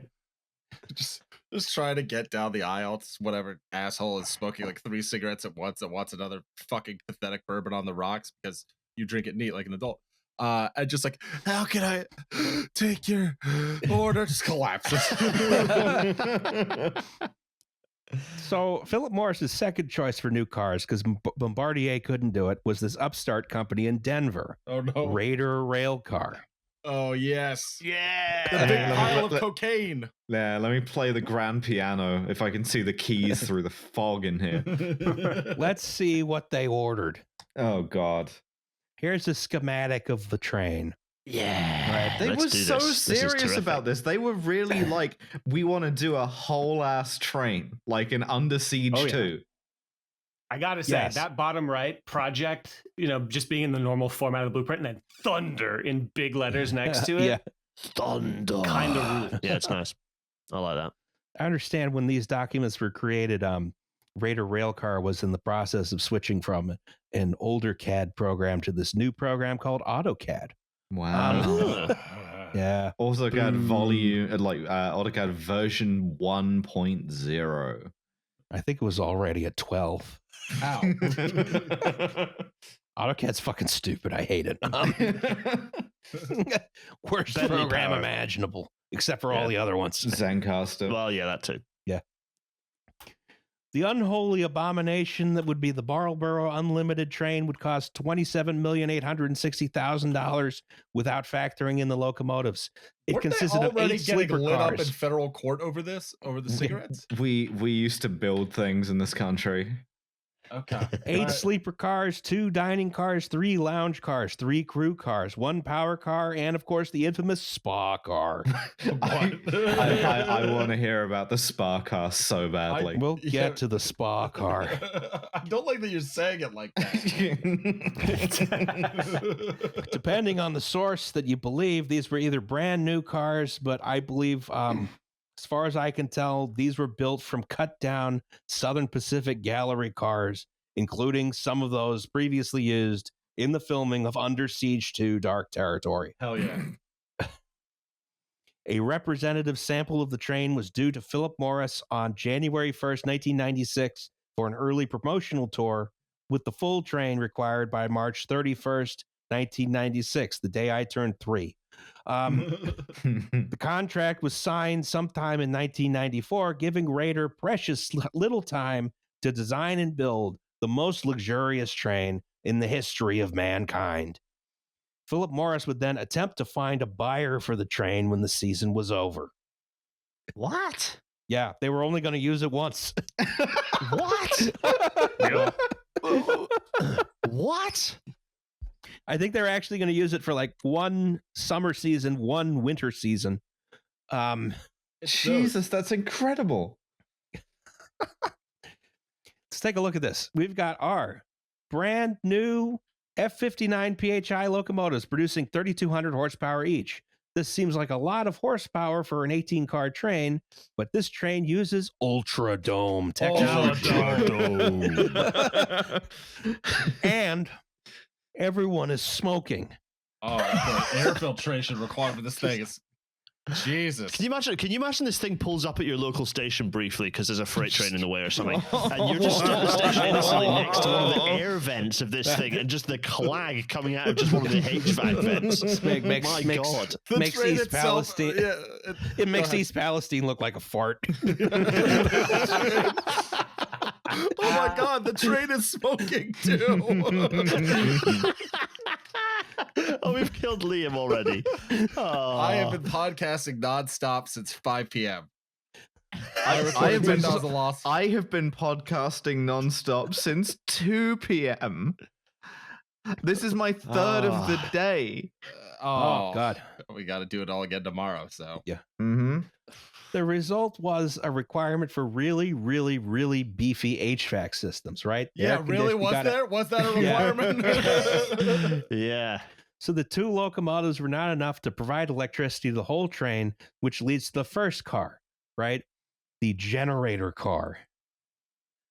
I'm just thinking you're going to need to create an entire new union just for the little boys that'll have to run up and down the train replacing the HVAC filters. You're going to create a whole new society in there. It's going to be like fucking smoke piercer in there.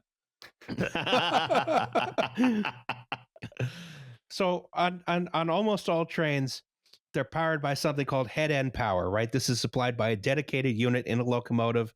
There's multiple locomotives in a long train. A whole locomotive can be dedicated to the purpose of just providing power to the train, right? On this train, a whole locomotive was not enough. So a separate generator car with 2 1,000 horsepower Detroit diesel engines powered 2 generators. Wow. So you called it head-end power. Also, some other people might know as hotel power. Hotel power, I think in the UK yes. we call it hotel power, yeah.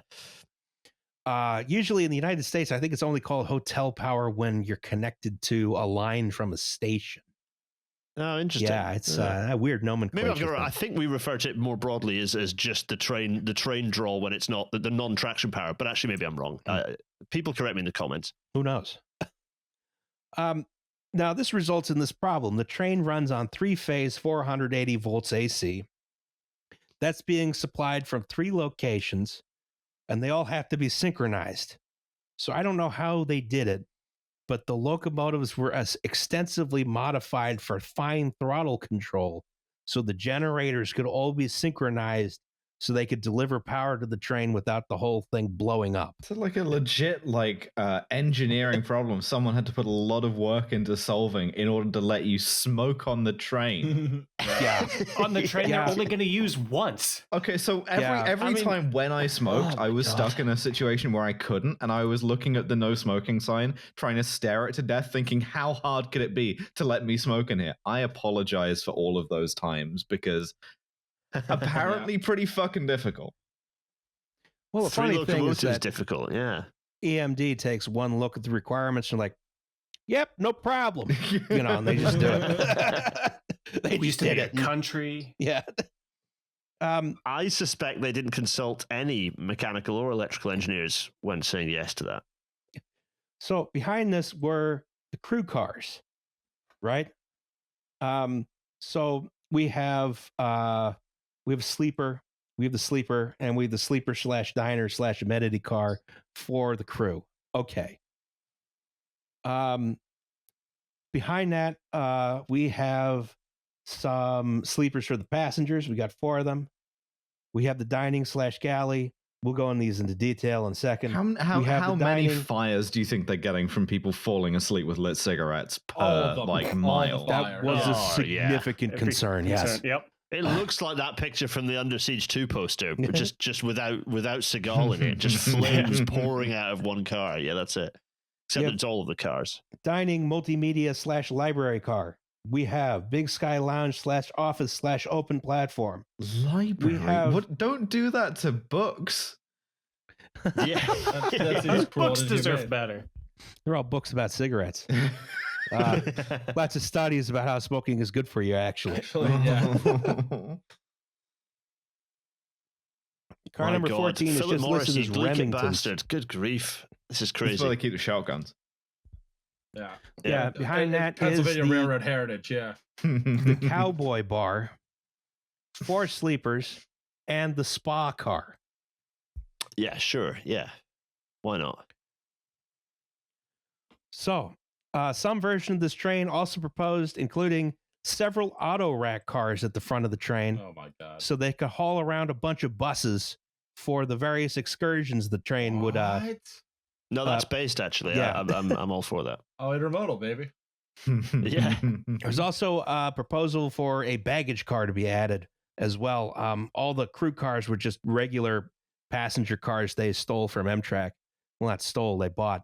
It's like so much is like no expense spared unless you're the crew and you get some old garbage. You get nothing. Well, yeah, it's like Dubai, right? Yeah. I think the crew probably got a better deal. That's true. Yep, fair point. Yeah. They didn't have their passports confiscated. Or maybe they did, and that's what we're leading up to this whole state line situation. Yeah. But anyway, foreshadowing. Here's some early concepts for some of the lounge cars. Note that, okay, we have such things as we are going to have the virtual reality game room. What? What year is it? This is the mid-90s. Yeah. Jesus, 94. those 3D graphics. Incredible. Yeah, the date here, 13th September, 94. It's also called Project Lightning on this one, not Project Thunder, which I didn't notice before. Oh, Thunder and Lightning. Yeah, that's true. It was on Raider's side, they called it Project Lightning. Actually, you can see in handwritten sketch they've got on it says Thunder/Lightning. Yeah. You know what? So this, looking at the order of the cars, sorry, again, I went too deep into this, looking this up. This is the preamble train. This is the 5 cars they wanted to deliver earlier than the rest. Yes. Okay. This is that example set. You've got the first cars. You've got, dining up here, lower level. You got a big ass kitchen, right? Next car, still pretty big kitchen, bigger than on most trains. That's just the service area. You got dumb waiters to bring everything up to the dining area upstairs. You got a spiral staircase at the end, right? You got a spiral staircase over here. Okay, next car. We have, this is the Big Sky Lounge, right? 60 seats, unspecified here, right? There's a downstairs lounge as well. Note these large air ducts. Those will be a common theme. There's a bar. All that smut straight out of the vehicle. Yeah. Okay. Here's the general store over here, right? As well as the elevator next to the spiral staircase, as well as the ADA lavatory. Jesus right? Christ. Okay, so when I was saying parallel society evolving in here, I was joking. No, this is gonna end up like Snowpiercer. Yeah. Okay, right. I mentioned virtual reality over here. Over here, there's a whole half of the bottom level of this car devoted to virtual reality games. Right. Next to that is the multimedia virtual room. reality of the 1990s. Yeah. Imagine playing. I don't know. What did they have in '94? Virtual Nothing. boy shit. Everything looked like the first Pixar films. Like real shonky. There you have the most beautiful scenery in America. Super rolling Metroid. by. You play Star Fox. I've just seen the Spark car. I've just seen the Spark car, and you are shitting me. On top of this is the Big Sky Lounge, the other one, right? 60 seats with bar, living room configuration. Okay, next car. We got a bar on the lower level. We got a bar on Remington's bar on the upper level. We have, strike that, reverse it. There's a dance floor on the upper level. On the lower level, of course, you have pinball machines, right? And another dance floor and car dealers and lounge seating on the upper floor and more lounge seating. right? And then, of course, we come to the low-level domed spa car. Yes, we do. Which has 2 massage rooms and 6 hot tubs. The idea being sat in one of these hot tubs, 6 hot tubs, 3 hot tubs just set on one side, 3 on the other, with like a maze between them. Oh, it's like oh my god, that water sloshing around full of cigarette butts. The cigarette butts. You're going to get every possible waterborne disease. Oh, the spa car was the only fully non-smoking car. It's non-smoking car. Well, it's still being full of cigarettes. This is tyranny. If you can't smoke in the hot tubs, what even is the point? Not being allowed to smoke at Jay's is like not being allowed to pray in church. Excuse me, I got excited. I got to use the restroom real quick. What? Just the thought of. I have some questions about that sequence of words. I don't like that. Can you imagine getting stuck in that central hot tub? Like, there's other. Welcome to the bitch tub. There's like cock tub. Just you know what's going to look like? Oh, each of those is going to be so dark with tar. You're going to be emerging out of it like a Harkonnen.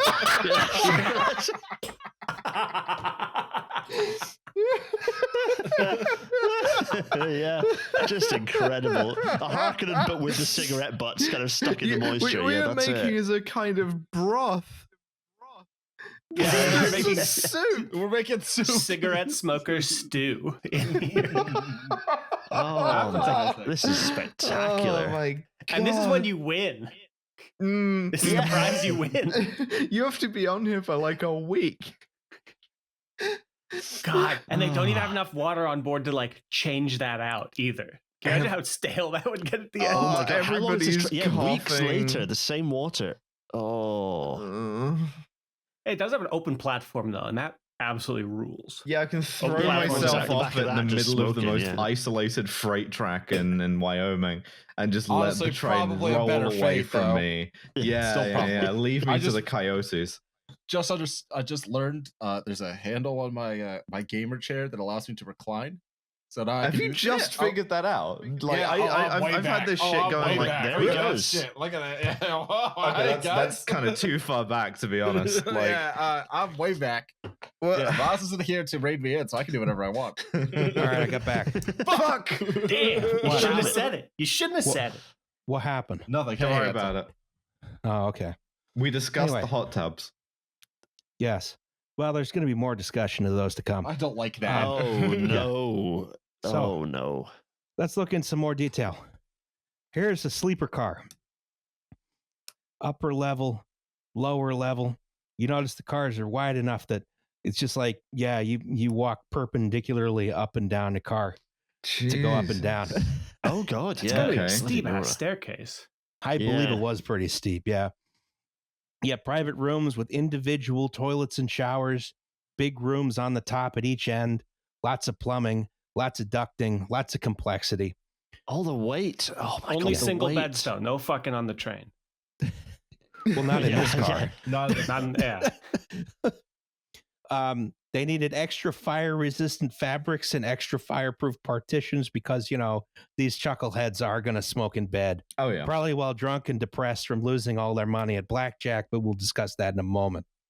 Just imagine this thing coming over the prairie, just like one of these, just like burning down to the trucks, right? Yeah, just a yellow haze coming off the whole train.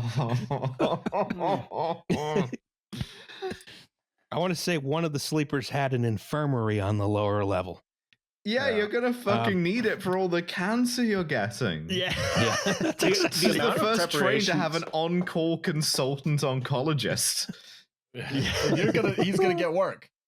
The amount of preparation that they did for what if somebody dies on this fucking thing was enormous. Crematorium at the back. For something that they're using twice. They were certain somebody was going to fucking die.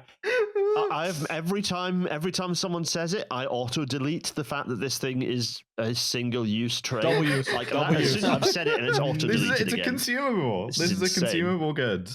Yeah. Philip Morris just cannot. These things get burned like the cigarettes. Like it's like, oh no, you don't keep a thing. Oh. You use it, you throw it away, done. Yeah, incredible.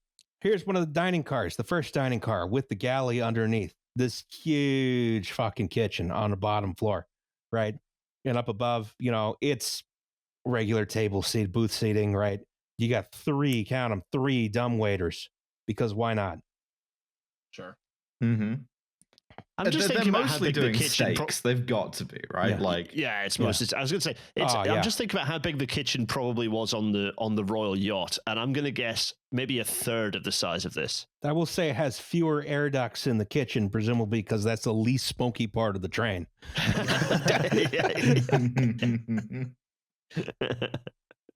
it's so weird.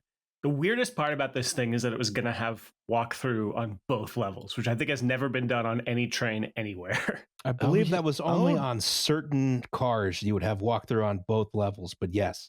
There's walkthrough on the upstairs here in the diner and double on the downstairs. Gangways. Yeah. Oh my good grief. And of course, as we've seen on all these, I just every time I see it, it makes me laugh, particularly as they've chosen italics font.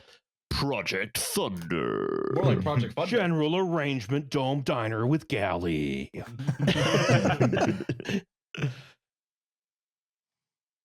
Okay, so we've got our second diner, right? This is the diner library theater car. Upstairs is the diner. Still in the same configuration, but backwards, right? Downstairs we have the multimedia room with large air duct. We have in the middle the library where you can read a book. No one's using that library, let's be honest. Yeah. Yeah, just like every time you turn a page and have to like waft your hand a few times to read every sentence. Yeah. Over here is something I don't know what it is. Oh, that's good. Classified. They draw a dick in there. Yeah. This diner had a small non-smoking section. the shame box. The cuck stool or whatever it is. In case you brought a guest who was not a smoker. To torture them? hey, honey, do you want to come with me on my cigarette hobby? Do you want to come with me and really share this with me? Really enjoy my smoking together? Oh, I love when my spouse includes me in their hobbies. There's so many human stories being implied here. Yeah. And they're all brutal. Oh my God. Yeah, none of them are good. None of them are happy. Yeah. Oof. Isn't saying just the concentrated bad vibe that radiates off these blueprints. There's not quite enough windows on some parts. There's not. Yes. It just doesn't look like a train should. It doesn't feel right. The blueprints look pretty fucked up. Between that, the area that we don't know what it does, the general implausibility of all of this. Are we sure this isn't some kind of U.S. Army secret experiment on these people? The Philadelphia experiment, but on wheels. They got surprisingly far, and we'll get to this later. Oh my fucking God. Jesus, okay. Here's a 60-seat observation lounge with downstairs open platform and ADA elevator. Yeah, that's why they call it an observation lift, because that's where they observe you secretly. I believe this area down here called Purser's Square, which is next to the purser's office, which is just a desk with a chair. I believe that's where there was a small gift shop. You could buy a cool duffel bag. Yeah. Surely you only use the gift shop at the end unless they're selling because every time you board or disembark, you go through the open platform over here, which requires you to walk through the gift shop. Of course it does. And also, I suppose you need somewhere to buy the cigarettes. Oh, yes, this is a good one. Whoa. I got to buy my own Fuck you. No. Those things are getting dropped off in your room every night in a brown paper package. There's people walking around with them pre-lit hors d'oeuvres. I don't think you don't even need to smoke. Just the second hand is going to be enough to keep anybody still going. That's what they do. They just put a massive cigarette into the air filter and just everybody share one big cigarette. They should do that at nightclub smoking areas. Should be one big cigarette that's lit all the time. You just go out, get a couple of deep breaths. Over here is the office. More on that later. It's for like some printing of the cars. If you were looking at the side views earlier, a lot of these cars don't have side doors because, again, they were trying to funnel everyone in and out of this car so they'd go through the gift shop. Which is great unless there's a fire. So obviously, good design. Well, they have the smallest little on all these cars. They have. I love it's like the upper deck here. Those two tiny windows are marked as the emergency exit. The giant fuck off windows, deck? Permanent. Yes. Tiny little ones, emergency exits. You got to hoist you can sort of crawl out while hacking and coughing and then fall 15 feet and die. 15 feet onto this flaming train wreck in remote Wyoming. Oh, no. It's like high enough up that you would notice you were falling. Like, yeah, crikey. It's like all the danger of like cruise ships. But on the land. Yeah. Okay. We got smoking, dining, drinking. What else do we need? This upsets me. Yeah. That's too many angles. That's too many fucking angles. That's not a blueprint shape. No, it is not a blueprint shape. The poker table. Somehow only one for the whole train. So you can must have been a line later. Yeah, so you can get a fight. You can smash a bottle over someone's head. Oh, being getting thrown out of the window like a Western saloon, but it's the 15 feet above the ground emergency exit window. The emergency exit. I had a hat.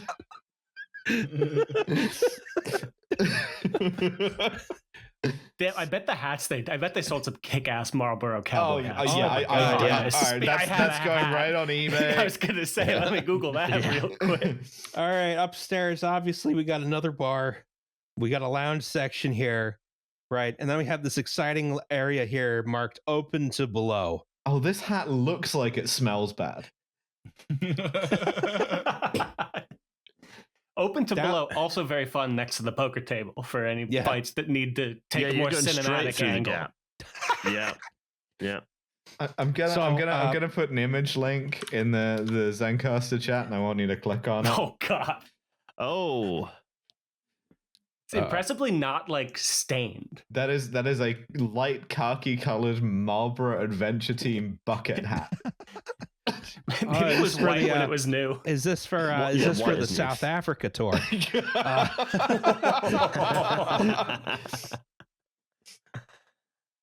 All right, so lower level, we have what does it say here? Something with cocktail swivel tables. Banquettes with horseshoe swivel cocktail tables, which naturally these look on the thing like toilets. It looks like you're doing challenge. I was thinking they were toilets. Like eight of you all facing each other having a shit off. That's for like the Budweiser train. The challenge pissing car. We got some strange looking bar seating here around the dance floor, which is, of course, underneath, open to below, above. What do we imagine they're playing that you're dancing to on this train? Country music. We got both kinds of music, country and western. The sort of shit that you could buy in the hydroelectric shop on the high street in Inverurie in 1994. That's what I'm imagining. 1994 country music. You're in a bad place, you know. Garth Brooks. That's Alan true. Jackson, you're doing all right. Like you're in a better place than like 2024. Okay, that's true. I mean, you did this like even like 10 years later, and this is the train that plays Big and Rich nonstop. Yeah. Here's the answer. They play What's New Pussycat 14 times in a row, because here is the jukebox. Oh, no.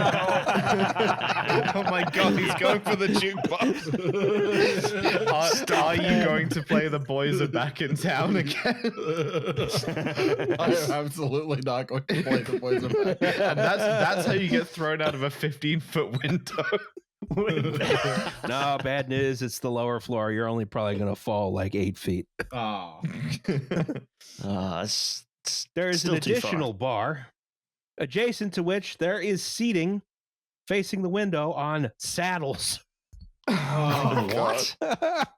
Just in case you hadn't ridden enough horses. Yeah. Yes. You're nuts. You You wanna just ride come some clean more off your horses? body, You're gonna son. get free like perma-tuck from this. Yeah. It's actually for people Yeah. who have only ridden the horses and are like, I can't sit anywhere else right now. My legs won't go straight. Yeah. Can't And afford then- the estradiol? Take the train. Upstairs, there is an arcade. Hell yeah. What? Okay. Yeah. Just like the Oh my God. grossest, most nicotine encrusted game of Miss Pac-Man you've ever seen in your all of life. all of the open to belows here are so striking in the sense of somebody is going through that and landing on a poker tape. Yeah, Yeah, they are there to absolutely. enable violence. Can you imagine the Yeah. noise environment in this car where you have I don't multiple want to. bars, lounges, Yeah, but- arcade games, smoking? You wouldn't be able to hear any of it. It'd all be muffled by the thick smoke in every single one. Well, and just like the ambient train noise. Yeah. Like even the It's- Amtrak just- lounge car now, which is like church compared to this thing, is a pretty loud place. Good God. But don't worry, there's another one of these. Oh Christ. The Oh second my God. lounge car. Okay, upstairs we got some lounge seating, right? We have a second open to below, right? We have This one's another almost disappointingly bar. tame. seating facing the windows, right? It's nice. Some It's reasonable. seats over here. Yeah, this is nice. This is reasonable. Go downstairs. More lounge seating, and then blackjack. Oh my God, I can't wait to punch a fucking casino worker who survives only on tips. With my Cigarette Thanos hand made entirely out of cigarettes. Okay, wait. These blackjack tables are up above. You can definitely stand there and look down and see what cards people have.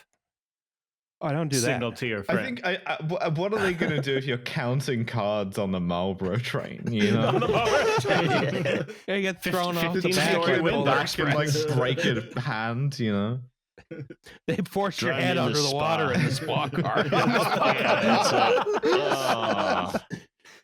Ugh. All right, again, some more lounge seating. Looks very nice.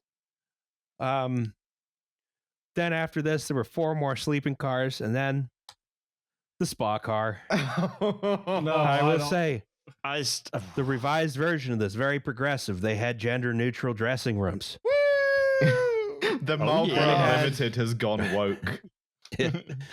Then there were 2 massage rooms. That Right. that just feels And having to massage the most calloused skin in the world. Why does your skin look like my leather couch? Why did the back of your hands have knurling? Then 6 hot tubs and 2 groups of 3. And finally, a large open platform.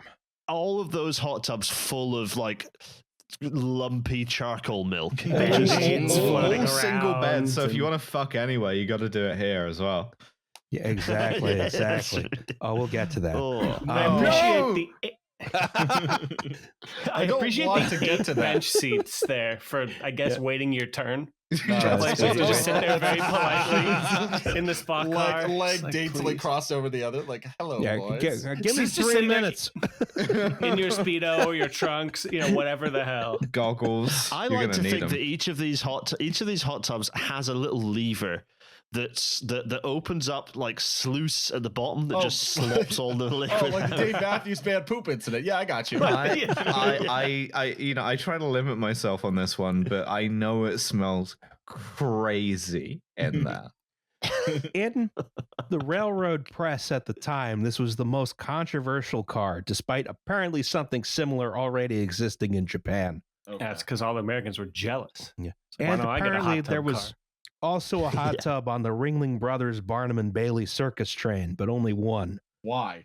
For the ringmaster, it's like a kind of ancient privilege of the job. They still fit all 80 clowns into that one hot tub.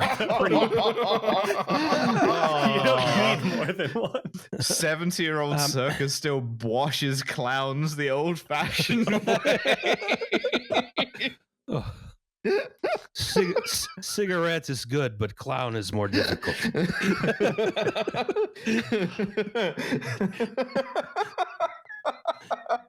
Sometimes maybe cigarettes, sometimes maybe clown. Who's to say? Which is worse? Who can say? There's a lot of open questions here. How would the hot tubs cope with the movement of the train? How would sloshing water affect the frame of the car? Was this thing too damn heavy? How do you ensure the passengers behave in there? These and more questions were unfortunately never fully answered. Oh, I was going to say, before you even get to those questions, it's the insta corrosion from all the cigarette smoke that I'm worried about. But anyway, we will never know. Why were they never answered, Ross? Why? Before that, we need to see the itinerary. Oh, Jesus wept. Oh, you're edging me with the demise of this thing. Don't say those words to me in that order. There were a number of routes suggested. All of them were subject to various squabbles by the various railroads and also Amtrak. Because Amtrak nominally has, if you are running like a charter passenger train, you technically in some fashion always go through Amtrak. I want to say Amtrak was going to run this, like it was going to be an Amtrak crew in the engine. It would have been an Amtrak crew in the engine, conductor nominally running the train. Holy shit, the most charcoal stained hazard. It's like the Chernobyl miners. Jesus Christ! Strapping on my NBCR suit to give the. Yeah, I was going to say you have to dig out the bloody asbestos suit from those steam trains from way back. It's like that bit in The Stand where they realize that none of the army guys are wearing wedding rings, so none of them are married, and they're expendable. It's like that, right? The guys they volunteer for this, no dependents. Yeah. That's the Soviet Union. That's the Soviet Union. You do deserve whatever the Amtrak equivalent of the Medal of Honor is. One of the routes had the train starting in Phoenix, visiting the Grand Canyon, then proceeding via several extremely scenic railroads to Cheyenne, Wyoming, and then back down to Denver. This was killed due to, I believe, clearance issues, right? These cars are very big. Yep. This was eventually shortened to one route from Denver to Billings, Montana, with many stops and excursions along the way, and then a second route from Phoenix to San Antonio for the winter months. We'll see later why this was never really hammered out, but a typical day on the train was spent off the train doing excursions, while the actual travel with capacity. And most of it was on the bus. The actual travel with the incredible expensive dome cars offering unparalleled views of the scenery happened at night. I see the paradox of that in the copywriting on the right there of the scenery's great, but you're going to sleep through it really good. This is actually an Amtrak advertisement that was not contemporaneous, but, same idea. Back when Amtrak was doing clever ads. Yeah, that is a clever ad. Weird, sexy anime conductors. Are you not in? No, you guys. So if you want to be on this train when it's moving, okay. Here's a sample itinerary up here. 3:30 a.m. they depart Tabernash for Cheyenne. 5.5 hours. Yeah. So 6 a.m. breakfast. 9 a.m. arrive in Cheyenne. 6 a.m. breakfast. Fuck you. What, have you ever tried waking up a smoker?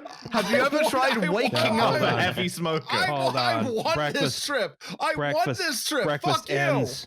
You can show up as late as 9 a.m. You arrive in Cheyenne at 9 a.m. Then you get on the bus. When I smoked, I woke up filled with a homicidal rage for all creatures. Yep. Hard same there, bud. You get on the bus and you go to the Terry Bison Ranch. That takes 20 minutes. Right. You try and wake me up at 6 a.m. and take me anywhere. I'm putting a cigarette out on a bison and getting kicked to death. No. You don't have to wake up then.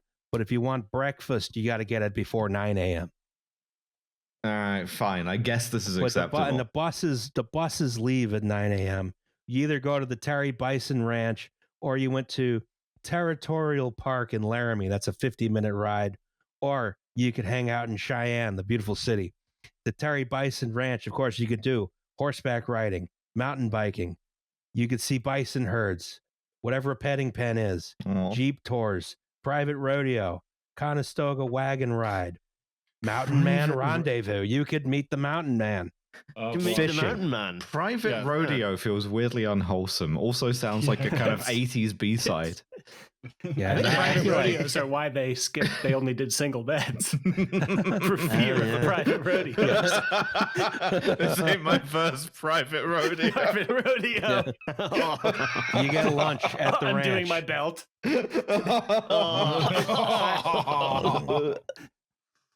It's kind of immoral to have like big Marlboro guys like fuck each other because the big belt buckle's swinging around, you know? Like, yeah. 3 p.m. Get on a motor coach back to the train. 4 p.m. Depart Cheyenne, Wyoming for Idaho Falls, 14-hour trip. 6 p.m. Dinner on board. Then the murder mystery. Yeah, the murder mystery is Philip Morris killing all of you. Who actually died today? It was Emphysema. Who actually died? Who died at the Terry Bison Ranch today? 10 p.m. to 2 o'clock a.m. Midnight buffet, dancing, bars, and hot tubs. My God. Again, that's weirdly unwholesome to put hot tubs as an itinerary item. I'm surprised there isn't an item on the itinerary at like 8 a.m. Roll call of those who died during the night of unrelated causes. Like we do like a burial at sea, except you under a Marlboro flag, you slide their bodies out off the moving train onto the trackside. Till the sea shall bury her dead or whatever. This is a real more. Abuse of technology. This is. An executive has made some addendums here. 6 to 8:30 a.m. Breakfast on board. Arrive in Idaho Falls at 8 a.m. Or wait, is that 6 a.m.? Okay, my annotations got in the way. 7 a.m. Begin motor coach transfers to Jackson, Wyoming. 2.5 hours. Very scenic drive. I also like continental breakfast, bus for early departures. For all the people like, fuck this. I'm out. I can't handle this. No. I won this Jackson trip. activities. Grand Teton Park National Tour. Or National Park Tour, excuse me. Whitewater River rafting on the Snake River. Fishing. Shopping in Jackson. Jackson Hole Ski Resort Gondola. Does this shit say box lunches? Fuck you. Horseback riding.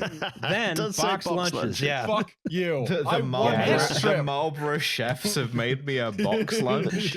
Well, it's a box of cigarettes. It's a bento box with a pack of cigarettes. Yeah. Okay, that does kind of go off actually. Bento box, but each compartment has a bunch of loose cigarettes in it. Try these other wonderful Philip Morris brands. Oh my God. Motor coach transfers back to train, 2.5 hours. Depart Idaho Falls for Bozeman, Montana. Dinner on board, midnight buffet, dancing, bars, hot tubs. Right? So, similar itinerary every day. You're not seeing the scenery in between. That's all at night. This also did involve significant investment in stations and tracks along the route. Most of that stuff actually happened. Wait, I am all for this then. Good stuff. The big part was a lot of these stations, you didn't have the clearance to bring the train in. Yeah, I'll bet. We also had to upgrade the tracks for, because the cars were heavy, which we'll talk about more in a second. They also had plans for various contingencies. This is one document I found: security what ifs.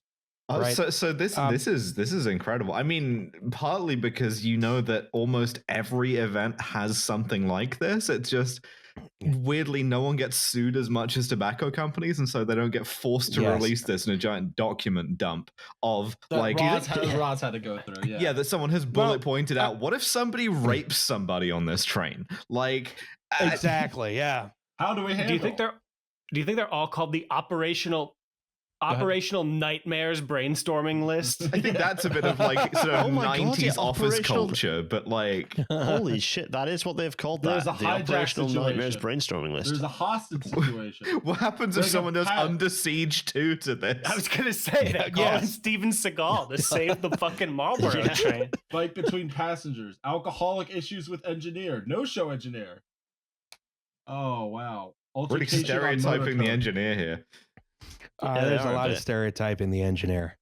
You should see there are other pages of this document. The doodle that whoever did the notes on this drawing the jail is for the people who aren't listening. It's like it's a shitty risograph scan or whatever, but somebody's clearly doodled an unhappy stick figure in town jail next to passenger arrested. I really like the one where they worry, right, that they accidentally plan quite a good action, as is the thing for red teaming bad stuff, where they're like, what if anti-smoking protesters paint bomb the train? Can we carry paint on it to repaint the Marlboro livery? Yes, obviously. This is interesting because you got to talk about this, because there are two types of secondary sources on the Marlboro Unlimited train, either from train guys or from really anti-tobacco guys. And this is what the anti-tobacco guys all talk about, right? It's like, oh my God, this train had to carry an infirmary with a paramedic on board in case someone dies from smoking. Yeah, people do that. It happens. Shut up. Yeah, it happens. It's fun. It's probably like a wise idea. We're going it is kind of just, this is like any cruise ship will have a book, like a big binder full of this shit, right? Like, yeah, exactly. They carried body bags on board again, because in case someone dies from smoking. It's the rich human condition. You're carrying 2,000 people over a season. I mean, this is not an unwise thing to have on board. The one that was always really big that people mentioned was these trains had bulletproof glass in case there were protesters who might shoot or throw things at the train.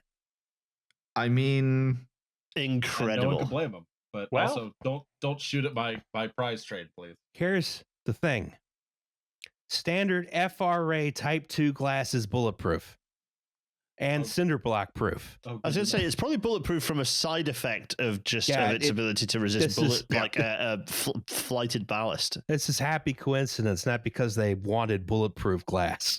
And all the glass is bulletproof on every train. They test that's how they literally test compliance, though. They take a shotgun and shoot the glass point blank. I would love to be the FRA shotgun person. Sweet. Yeah. Let me take care of this. Break action. So the official, it's painted safety orange or whatever. There was also, I believe, they developed a procedure in case people got frisky in the spa car. Yeah, you'd hope. I mean, you don't hope, but it's a hose. Yeah, it's just oh my God! No, hey! You keep misbehaving, you'll be dunked in the cigarette tank. This is like if you want to threaten these guys, you take them out on the balcony where there's fresh air.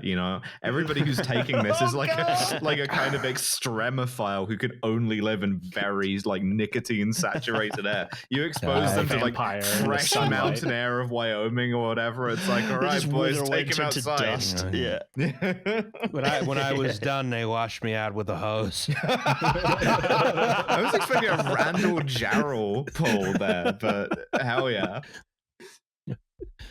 It's not the only type of ball gunner. Well done. But you could also see here the reason why they had to list the states earlier. Different states have different gambling rules. And since that was such an activity on the train, you had to make sure a lot of states not allowed to gamble at certain times, certain days of the week. Same with alcohol policies. That's why every Amtrak train is legally Washington, D.C., because they go through some dry states or states that are dry on Sundays or whatever. Yeah, or like dry counties. I mean, sometimes technically, I believe they are not supposed to serve you alcohol if you're going through a dry county. Now, I'm yet to see a crew that abides by that rule, but technically. God bless them for it. Yeah. Thank you. Yeah. But these are the weird things you have to be worried about, especially when you're creating the fucking debauchery express. Yeah. What are we doing? What happens? Passenger arrested, property damage from consumer, wants to give friend a tour of the train, brings a pad, seeing eye dog. Someone shows up who didn't win. Follow up to locating missing passenger. I mean, apart from the like anti-smoking activist stuff, this is all pretty like sensible. That's pretty normal. Yeah, this is like, yeah, we should probably think about this stuff. So, anyway, construction on the cars begins. Oh no! Jeez. Okay. Yep. They're doing it. Yeah, construction began almost as soon as the contract was signed and fell behind schedule almost immediately. Engineering proceeded more slowly than expected, and Raider needed to ramp up its staffing levels considerably to ensure completion on time. Keep in mind, they've been producing like 1 to 3 cars per year consistently. Now they're producing 18 in 1 year. Oh boy! Right? How hard can it be? How hard can it be? Yeah, we've done cars before. As they continued to slip behind schedule, they hired more people, which meant they ate up more money in the contract, which meant they were under more pressure. That impeded progress, of course, which made them go more slowly. Okay. Building these brand new cars from used railroad cars meant that they ran into issues you might not expect, like asbestos abatement, which had to happen on some of the crew cars and also the spa car. Oh. Yeah, you don't want to abate it too much though, because otherwise shit's gonna catch fire. Yeah. As you go through the various status reports in the documents, it's very funny because there'll be the same section each time. Production staffing levels increased to 176 this week. However, in order to meet future production requirements, staffing levels must continue to increase to 202. Then a few weeks later, it'll be like the new schedule requires at least 320 floor staff versus the current 267. Oh my god, it's just reaching the point where it's like that video of China doing a track renewal where they have 1,000 people in the space of about 100 meters. All just people crawling around like Spider-Man on this train and like putting bits of it together. My god. This sounds efficient. A much later picture of the spa car down here. This is one of the lounges. Behind that is one of the sleepers. So the other thing is, this is not the only large contract that Raider has taken on at the same time. The other one is for, of course, the Florida Fun Train. What the shit is that? What's this thing? That's a bit of a Madeline back to like kids' party buses from when I was a kid, but with this color scheme, it's like the official color scheme of fun as a concept. Oh, exactly. This in the 90s. The Florida Fun Train does actually sound pretty fun. Many people were asking in the 90s, why is there no train from Miami to the various theme parks around Orlando? And a company called First American Railways, which, by the way, Tom Raider helped found, operated a few tourist railroads out west, and they thought we could pull this one off, right? It would be fun for the whole family with brand new amenity cars from Raider Railcar with huge wraparound windows so you could take in the views of the various light industrial parks, used car lots, and strip mall loading docks between just outside of Miami and 15 miles short of Orlando. The Disney episode is coming. Actually, it's the Florida episode. It's just going to be me complaining to my wife about Disney World for 4.5 hours. I married a Disney adult, and I love my wife, but Jesus fucking Christ, hon. Well, this was what's the word? Non-denominational. You could also take this to Universal Studios. Why would you want to? Fuck you. I don't know. I don't know what they had at Universal Studios back what then. would you Nickelodeon World or whatever the fuck they call it? The Nick Studios, dude. I got slimed there once. You're gonna go get slimed, yeah. Yeah. So these were composed of ordinary F40PH locomotives leased from Amtrak, right? Glass dome passenger cars for seating around tables for 4 and meal service for up to 80 passengers. The adult lounge and entertainment car with full service bar, musicians and disc jockeys for listening and dancing, including the Tiki Bar. Hell fucking yeah. I know it's not, but I want to imagine those DJs on like vinyl turntables that are just skipping like crazy at everything at the train. Just like, I'm trying my best, guys. Like, it's the 90s, so it would still be CDs, even if it was digital. It's true. They would be still skipping. Yeah. You can see here this is a much simpler modification than what they were doing for Marlboro, because up here, this upper gallery is just the gallery car that they left in and painted fun colors and removed the gallery from the other side. There were... You could kind of make it like a soft play, you know. There was the youth lounge and entertainment car, which provided sodas, shakes, and snacks, music and live entertainment provided by musicians, disc jockeys, magicians, comedians, clowns, so on and so forth. Yeah, they got them all out of the hot tubs, and they're ready to go to work. That sentence is a very Matt Berry sentence. Clowns. Provided by musicians, disc jockeys, magicians, comedians, clowns, etc. It's just a bit of a cadence to it. Yeah, I've heard this. Something I've heard this described several ways. The space station arcade car for travelers to experience the latest high-tech video and virtual reality games. My understanding is this also included a large space shuttle themed play place for the kids. It was a time of optimism. Yes. Yeah. There was an interactive and gift shop car for educationally oriented computer and video games with a unique gift shop using a wireless point of sale system, and a baggage car for baggage. Emotional or you otherwise? gotta put it somewhere. Yeah. I appreciate that we didn't have emotional baggage in the 90s. Everyone was happy. All right, man. Yeah. History had ended, remember? Yeah, exactly.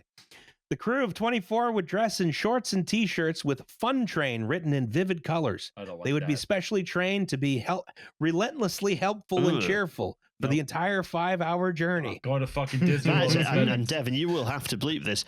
This is a hiding to mass YouTube. Mass YouTube, you said. I remember. YouTube, that's correct, yeah. This relentlessly helpful and cheerful. That sounds like a description of me when I'm at my tiredest and therefore most unrestrained ADHD. This is the thing. Awful. This is now exactly how Brightline works. Yes, they also have the relentlessly helpful and cheerful. They literally hire people from Disney who are used to having to put on the relentlessly cheerful facade. Yeah, we both have friends who've taken that train, and they're they're used to Amtrak, and it's hard to tell the conductor, please be normal. Please stop doing this. Please look like you hate your job as much as you actually do. Yeah, this is Brightline. If Brightline had a tiki bar car, I can get on it. Yeah. We will be consultants on the tiki bar car. Yeah. So this particular venture ran into some serious issues very early on. The company was very undercapitalized. It could not get permission to run into Orlando proper, meaning longer bus rides to the resorts. But most seriously, Raider Railcar was strung out. Most seriously, Raider Railcar was strung out with orders, resulting in serious delays to delivery of the cars, which resulted in canceling most of the first season, right? So First American Railways ran out of money and couldn't pay the full balance to Raider Railcar, which had already delivered the cars. Florida Fun Train managed to run a second season and then went bust. Oops. And then those cars were sold to Alaska Railroad, and Alaska Railroad did actually keep running the Tiki Bar until 2006, when the car was converted to a normal, boring cafe car. Having tiki drinks in Alaska offer it is a kind of God-defying hubris. I think one of the funniest parts about this Fun Train is these engines. The engines that they had were just leased from Amtrak, and when it died, they put them back into Amtrak service before they repainted them. Yes. So there's pictures of this insane Florida Fun Train in Seattle in just the shittiest weather. Just filthy in Chicago in the winter with the Florida Fun Train. Incredible. Hey kids, you want to ride the Florida Fun Train? That sounds unethical. That doesn't. Yeah, I don't think we should say tickets that. were only about $50, I think. That was a lot of money back then. Jesus Christ. So engineering difficulties persisted, and Philip Morris and Raider agreed to delay the promotion for a full year to 1997. When they are truly getting sued into oblivion. Yeah. real serious cost overruns start to present themselves in the middle of 1996. More than 300 people were working on the train, which was twice the workforce that was budgeted for in twice the time. Philip Morris had so far paid $50 million for their $26 million train. So that's, 50 million. So this is one train. Yes. And it's costing, in today money, I think probably like the best part of $150 million. Mm-hmm. Please, nobody look up how much like getting a normal Amtrak car is going to cost. They're going to make this much look cheaper like than that. free. Yeah, true. Like, no one look up the cost of the Intercity Express program fleet because probably less than that. Good grief. The worst was staggering. yet to come. Oh no. Here's a sampling of problems from the May of 1996. No one knew how to write manuals for the cars. Engineering had not been completed on the steel tubes to hold the hot tubs in the Spa car, despite said tubing already being under construction. They're just rolling around in there loose. Quality assurance was shaky. And the clowns are falling out. Improper batteries were installed, which could not handle a railroad environment. Oh, lead acid. That's probably fine. ADA compliance was shaky, especially in the dining car. The office could only be locked or unlocked from the outside. There were tremendous amounts of drainage issues. Oh, so it's wet in there as well. Yeah. Almost universal fit and finish issues. Oh, it's a Tesla. Many of the fabrics and all of the leather finishes were not fire rated. Definitely a Tesla. What? It's kind of job There's so much fire in here already. Yeah. Air handlers were so huge and heavy, they caused the floors to sag underneath them. No, I do not like that. And probably most attractively, the cars were too damn heavy, meaning a lengthy and difficult search for new trucks, or if you're British, bogies, was required. Fantastic. So they created some extremely heavy steel tubes with no way of actually connecting them to a railway. Yeah. Pretty much. It's a bunch of ugly buildings. Yeah. Oh, dear. Sunk cost fallacy prevails, and Philip Morris just keeps funneling cash into the company while offering $6,500 refunds to the winners of the first sweepstakes should they not be able to take the trip in 1997. I mean, he doesn't give a shit. He's just throwing money at this thing. That's like 2,000 people each time. So your refund is going to be $13 million, and instead you are paying $50 million to build the train. Yes, absolutely. And counting. How does the tobacco industry still exist? One executive. Actually, I tell you what this explains to us. It's how much money the tobacco industry makes for this to kind of be a rounding error to them. Yeah, pretty much. Jesus. Yeah, it's just like part of the marketing budget too. Yeah. Oh, also, if you're if we were talking about the emergency windows earlier, here it is. God, just feed yourself out of that and fall to the ground below. The one right below it appears to be plated over with wall, which I don't think is how an emergency window is supposed to work. No, I would love an emergency exit that required me to punch through a really easy to punch through wall. I would feel so strong. That's every exit. Well, that's a knockout panel for when you get thrown out of the car in a comedy way after, getting mad at a poker game. Yeah, that's right. Yeah, it's painted tinfoil for humorous effect. Yeah, exactly. One Philip Morris executive who was on a site meeting, he took some notes at Raider in late August during this meeting. Quote, Raider is an egotistical maniac. Oh boy. The chief operating officer, Mike Novak, has management experience, but he works for and fights with Tom Raider. Quote, they don't know how to supervise people. This results in much of rework. Engineering also stinks. Yeah. Quote, quality manual is excellent, but Raider doesn't follow it. He's the code guy. He wants to put more grand pianos in here.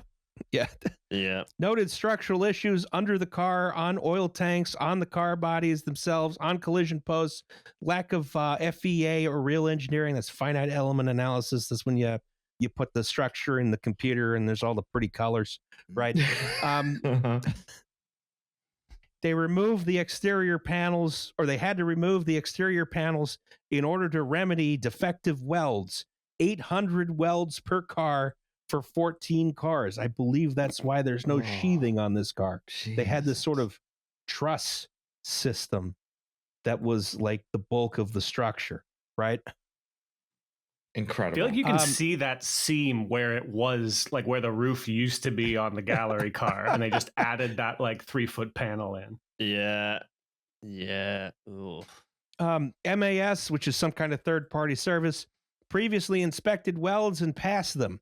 Tom Turner thinks they didn't inspect properly. Inspected through paint. Inspector who passed the cars now works for Raider. Oh boy. This guy's so cool. One of the favorite quotes. I found this document through a Oregon, I think OregonLive.com article. I'll link in the description. I was able to sort of reverse engineer this. But my favorite quote is, there's a fine line between stupidity and dishonesty, and I think we're on it.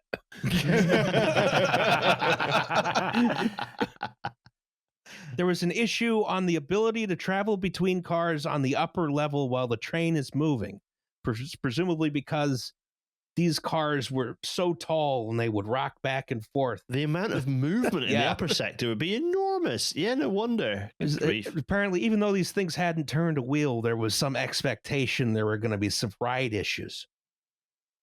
No shit. Yeah. Well, yeah. Quote, 6-foot horse statue for lounge car may not be able to be stabilized. Don't take the what?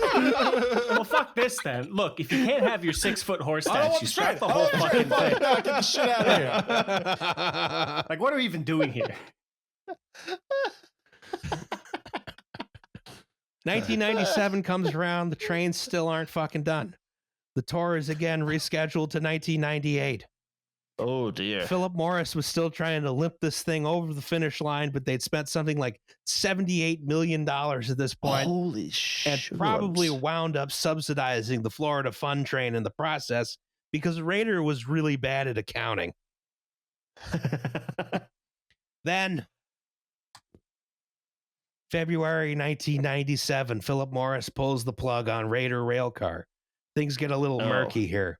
You can see here the framing for the hot tub car. The hot tubs. Oh, yes.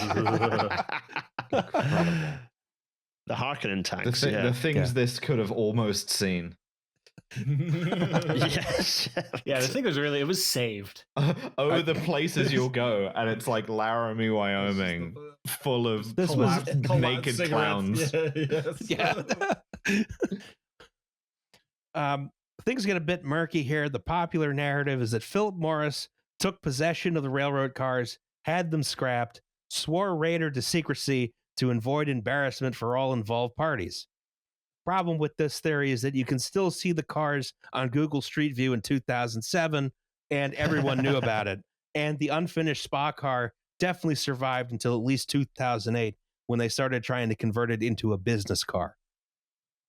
I mean, at least it was never used. Imagine having your business meeting in the business car and you're like, why does it smell like clown?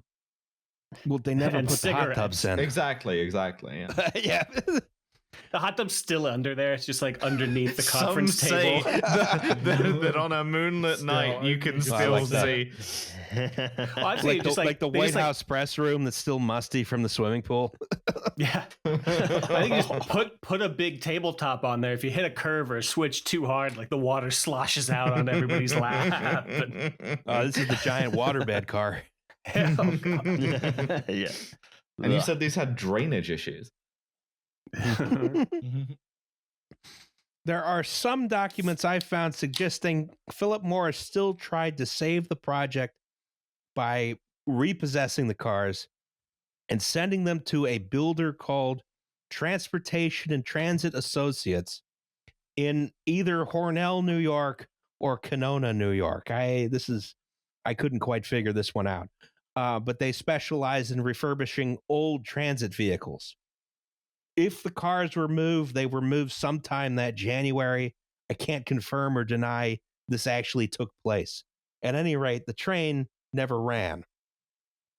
Raider Railcar laid off almost its entire staff that January, having just hired them. They lost the Philip Morris contract, and they were stiffed on the Florida Fun Train contract. They went bankrupt and reorganized as Raider Railcar 2. Oh, really liking that like renaming scheme. Salt and Pepper Deli 3. What happened? Old House, what happened to the first two? Raider Railcar 2 then went bankrupt. Oh, yeah? And they reorganized as something called Colorado Railcar. Oh, no, the sequel. If at first you don't succeed. Yeah. As for the rest of the train, the passenger cars, a lot of it is question mark. Very definitely, we saw the demonstrator cars before. I'm like 99% certain those were Philip Morris cars that were just left on the property, and they finished them as like a demonstration, right? The locomotives that Electromotive Division delivered, like instantly. They're like, "You want locomotives? We got locomotives. Here, have some." So many of these. Yeah, they were absolutely fine. They were sold to Metrolink in Los Angeles, the commuter railroad there. They were retired just recently, I think. Oh, nice. 2020, supposedly, because they were not emissions compliant anymore. Well, yeah. They love retiring locomotives in California for hypothetical technology that doesn't exist yet. So, Marlboro and Philip Morris decide to never do trains again, except in a weird financialized way, where a lot of the locomotives on the Northeast Corridor, most notably the Amtrak HHP-8s, are actually owned by Philip Morris and leased back to Amtrak through some sort of bizarre financial agreement that I don't understand. Oh my God! I didn't realize train landlords. They got in a big trouble about this because the HHPH kind of sucked. Yes. So Amtrak set them all. They replaced them with newer engines, and they tried to start parting some out for other things. And Philip Morris is like, "Yo, we own these. You're still paying for this. Yeah, exactly. You can't part out our trains." So Amtrak had to go put them all back together, and they sat there in Delaware or whatever for ages and ages. Incredible. In case Philip Morris could find another electric railroad in the United States who would take them. It's all very stupid. So that's how a good number of trains in America are owned by a cigarette company. Colorado Railcar still shambles on. They were able to stay afloat for a while. Priced on sale, just let it die. They were actually still able to produce pretty good small batch luxury train cars for a long time. Wow. We showed some of them earlier in the podcast, right? Tom Rader was unsatisfied with the slow but steady business of building one or two large luxury railroad cars per year. He wanted to get into mass transit. Oh, no. Uh-oh. Now that's a fast-moving world of movers and shakers, let me tell you. Yeah, good point. So and the first risk takers, really. The infamous Colorado Railcar diesel multiple unit, shown here, advertised as the only FRA-compliant diesel multiple unit in the world, meaning it could withstand the insane FRA buff strength test, right? It found no buyers, but the capabilities of the company had been sort of proven, right? It looks Russian. Like that thing looks like a Russian multiple unit. That's You can see how much he loves those wraparound windows up top. Oh yeah, he loves those things. Just loves them. Really big windows are pretty good. They're pretty cool, except that you need shitloads of HVAC, even if you're not smoking on these things. They get warm. This is true. Build a greenhouse, it gets warm. Eventually, Tri-Rail in South Florida bought several of these huge, ginormous double-deck diesel multiple units for service out of Miami. And they worked okay. And they only needed 4 of them. So Colorado Railcar was able to provide. These guys were retired in 2012. They also built one for Alaska Railroad, which is the only company that has ever had success with anything this company built. Yeah. And that only works in Alaska fine. due to sort of shared derangement field. Apparently still working. I talked to a colleague who works for Alaska Railroad as a conductor. It's like, these cars sound like shit. How bad are they? And he's like, they're a little high maintenance, but they're fine. Okay. Yeah. Apparently, you bring it into the below whatever latitude. These cars don't work, but in Alaska, all the Raider cars are absolutely fine. As you do. Powered. Their competence is powered by like moose proximity. You know, you take them out of moose range, it just falls apart. And down they go. Yeah. I think Via Rail has a few as well that again work absolutely fine. Yeah, they've got, I think, some of the they have the ex-Florida Fun Train single level domes. It's like me. It only works in cold weather. I hear that. Oh, I thought you were going to say a little high maintenance. Yeah, a little high maintenance. Only popular in Canada and parts of Alaska. We will play. Oh, what's that town? Ketchikan. We will play Ketchikan. Ketchikan. Mm-hmm. We'll talk about how the bridge to nowhere was actually a great idea. All right. Which I unironically believe. Okay. It went to the town's airport. Come on. We don't have time. Anyway. We don't have time for that, Roz. Yeah, okay. Anyway. TriMet in Portland bought some of the single-level DMUs for their West Side Express service in 2009. Stylish. Howard's only got I like normal windows, though. Yeah, but I like it, though. Yeah. TriMet's order went so poorly, they wound up taking direct control over Colorado Railcar's finances just to get the damn trains finished. This involved, among other things, trying to separate Colorado Railcar's finances from Tom Rader's side project, the American Orient Express. Should have just moved all of Portland up to Alaska. Following delivery, poof, Colorado Railcar was done. It was over. Finally. R.I.P. Except their assets were bought by Value Recovery Group. Oh, no. Who intended to move the plant and equipment to Columbus, Ohio, rename the company U.S. Railcar, and make a bid to supply equipment for the 3C corridor. That's the train from Cincinnati, Columbus to Cleveland, right?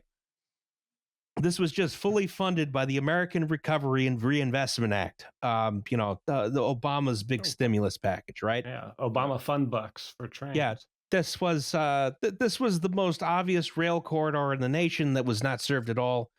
It would have served over 7 million people along a flat, dead straight 230-mile railroad. And it was unceremoniously canceled by the new governor, John Kasich, in 2011 on account of no one in Ohio rides the train. Shut up, dickhead. You do not measure the need to build a bridge by counting the people who swim across the river, you daft prick. Now, hold on. There were trains in Ohio. Ohio had trains before. One of them shows up at Cleveland at 2 o'clock in the morning. Yep. One of them shows up in Cincinnati at 2 o'clock in the morning 3 times a week. Incredible. So because this was canceled... You told me it many times and it makes me angry every single time. Because this project was canceled, the plant in Columbus, Ohio was never built. The intellectual property for this is who knows what happened. And valueless. The status quo remains. Today, you can't order small batches of railroad cars at all. And what's more, they don't even let you smoke on them. What a country. What a country. We flew too close to the sun. Yes. I think that's it. The cars were too tall. We flew too close. Absolutely. Yeah, maybe a controversial point of view, but hand Amtrak over to the cigarette companies. Yes. I know. Unironically believe this. Let them have it. Some of those Amtrak trains already don't smell very good. I've been on some trains where I'm just like, Yeah, what are the hot tubs like, you know? Yeah. Ugh. Yeah. I don't know if I'd trust an Amtrak hot tub, actually. No, you wouldn't. Yeah, Joe Biden's just in there chilling. Horrifying. Oh my God. This is just pure chlorine. I wouldn't feel comfortable if it wasn't. What did we learn? It's one of the most, if not the most stupid train. I want a Marlboro Unlimited duffel bag. Yeah, I just think it's really funny that they work fine in Alaska for some reason. For some reason, it just works. Built different. I really wonder why. There's got to be a very boring actual explanation for it that I'm not interested in. I want the I'd hazard to guess it has something to do with the HVAC being less stressed. And just like light duty cycles or something totally boring. I want the stupid answer. Well, we have a segment on this podcast called Safety Third. Shake hands with danger. Ooh. Oh, not another medical one. Oh. Don't worry, these things give me nightmares. Hello, gang. Fuck you. After listening to your episode on the Macy's Thanksgiving Day Parade, it reminded me of a near-miss experience I had with helium whilst I was studying for a PhD some years ago. That should be whilst I was studying for a PhD some years ago. I was doing my studies in a medical imaging department full of MRI scanners and obscure device known as a magnetoencephalograph. A what now? Or MEG for short. Oh, MEG. This thing doesn't give me the anxiety that an MRI does, because you're not fully encased, just your head is. You can watch telly at the same time. I can watch Netflix, it's fine. Ridiculous. It resembles a 1950s salon hairdryer, except the bit on top is a tank full of liquid helium. Oh, never mind. Nope, I like this less. To keep the electronics cold to detect magnetic fields from the brain. The helium tank was pretty basic, so it would boil off the helium quickly. Don't worry, we weren't wasting precious said helium. We would capture it in a system for reliquefaction and use it elsewhere. But this meant we still had to fill the MEG by hand twice weekly. Filling was, for some reason, the responsibility of the PhD students rather than the technical support staff. Oh, they are nagging you while you fill up the MEG, for sure. The training consisted of a 20-minute safety presentation and what can only be described as a do as I say, not as I do, on-the-job training from whichever more senior PhD student you were paired with on your turn. Oh, no. This process was as follows. Number 1, put a feed pipe into a 250-liter dewar. I think a dewar is a type of tank of liquid helium, which, when it is at 290 degrees warmer than the contents, it boils some of the helium in the tank and builds pressure. Number 2, divert the evaporating helium from going back into the recycler and instead to the atmosphere so there's no back pressure. Number 3, connect the feed pipe to the MEG. And number 4, open the feed pipe and let physics do the rest for you until the MEG is full again. Okay. 4-step plan. Okay. Simple enough. Yeah. One below freezing January morning, we were about to fill, but forgot 2 crucial steps. First, we didn't divert the evaporating gas. And second, we forgot to open the lab emergency exit to let in fresh air from the outside because it was really cold. Normally, the back pressure from the recycler alone just restricts the flow of the filling, but this day something unexpected happened. The back pressure in the dewar was so immense that the emergency pressure valve on the dewar opened, ejecting liquid and gaseous helium all over the lab. Oh, dear. Oh, no. Yeah. Quick, somebody. Oh, my God. After a short panic, we realized we hadn't diverted the evaporated gas and pulled the lever to do that, bringing the dewar under control and resetting the emergency release. Now, what happens when you flood a room full of cold liquid helium? Oh, God. 2 things I remember from that day. First, it made all the normal air in the room condense into clouds on the ceiling. Oh, boy. Oh.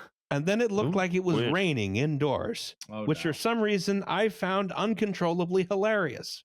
Not for some reason, I suspect, for one very specific reason, related to what gas was in your lungs at that point. The second is that when helium boils, it expands to about 700 times its volume and starves the room of breathable oxygen. Yes, bad. In that situation, you don't get the squeaky voice, but go straight to inert gas poisoning. What? That's way less fun. Yeah. My party trick of getting inert gas poisoning. Where symptoms include disorientation, hallucinations, and often a feeling of euphoria just before you die. Oh, that's pleasant, I guess. Yeah. Luckily for me, the senior PhD student realized what was happening, opened the emergency exit, and pulled me outside into the fresh air, where I made a prompt recovery. We quietly agreed not to mention this to the senior staff, changed the standard operating procedure, and unofficially made our policy do as I say and do. Luckily, smarter people than myself have found a way to build a MEG which requires no liquid helium. So hopefully this kind of nonsense can be soon left in the past. Boring. Of such things as scientific progress made of, Yeah. Still not sure whether the raining indoors really happened or if it was a symptom of oxygen starvation. I don't want to find out again. Oh, that's a Peter Watt blind sight kind of fucking detail. I was fine with this until you throw in, and maybe this bit didn't happen. Yeah, I don't like that. It's an unreliable narrator trope. It's a useful tool. Yeah. Keep up the good work from, please don't mention my name. The Meg world is quite small and I'm somehow still a part of it. That's a strange name. Yeah. Just Meg for sure. Hey, who are we to judge? You need to do like advice column. From helium filled and Helena. Well, that was actually tame compared to the exploding cadaver in recent episodes and other such things. Yeah, for medical ones that was okay. At least you got out of it with both of your ass cheeks. Yeah. Yes. Yeah. I didn't want to have to think about that again. Oh, I haven't stopped.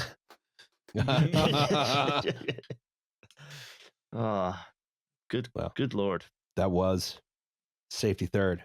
Shake hands for danger. Our next episode will be on Chernobyl. Does anyone have any commercials before we go? No. I have one thing to say, which is this is my last mainline episode as a co-host, I believe, which is really sad. I've had such fun. Gareth Dennis, job haver.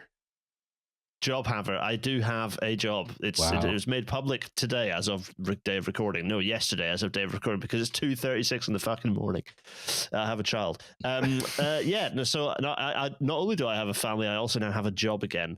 So mainline episoders, thank you for having me, and I'm apologies. You're back to your normal lineup again. Next mainline episode. It was our pleasure to exploit your skills and humor in your time of need. For our commercial gain. I had so much fun. It's very sad that it's coming to an end, but it means that I can do Battle with Victorious Scott again. So it's all good. When I return as a guest for perhaps undisclosed future episodes, who knows? But thanks for having me. Thank you, listeners, for allowing me to be on this podcast and not shouting immediately saying "Get this twat off our screens." Yeah, they love you and they're right to do so. Well, you're still scheduled for the bonus episode tomorrow, right? Yeah, of course. You still have to show up to work one last time. Yeah, folks, go subscribe to the Patreon so you can get one more Gareth. Yeah, I have to think of something fun and patronable to say at the end of that episode. One Gareth more. Yeah, that's it. So all the NetworkRail.com staff listening to this episode to see what I said, subscribe to the Patreon to hear me make all the actionable threads. YouTube quite a lot, as I recall. Wow. Which was yes, YouTube. Sounded like someone else. Weird. Weirdest thing. The usual podcast plugs, though, for everything else, of course. Everyone, listen to everyone's podcasts. There's so many podcasts out there. Also, subscribe to Jay's YouTube channel. There's always some fun stuff going on there. No, I haven't posted there in like a year and a half. Shut up. It doesn't stop us from plugging the Patreon, does it? There used to. Yeah, exactly. There used to be fun stuff on there. Maybe once they make sense. There still is. You just have. It's just not new fun stuff. You gotta let go of this toxic idea of being entitled to new content all the time. We used to have fun. Then along came some Finns and some Swedes. Yeah. We're trying. Honestly, having just spent the past 3 hours plus the time yesterday looking at all these blueprints at trains, I already have the hard part of this thing done. I've already made these engines. We might be able to get this be fucking train in city skylines. The particle effects alone would kill any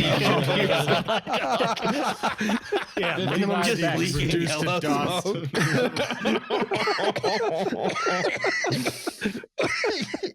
Garrett's coughing just thinking about it. This will be the first and only thing I make for City Skylines too. It's just like just as an insult this is what you get. This is your punishment. City Skylines too. Oh my god. Incredible. All right. We'll see. That was a podcast. What a stupid idea. Bye, everyone. Train. Bye, everybody. Yeah, stupid. Bye. Bye, everyone.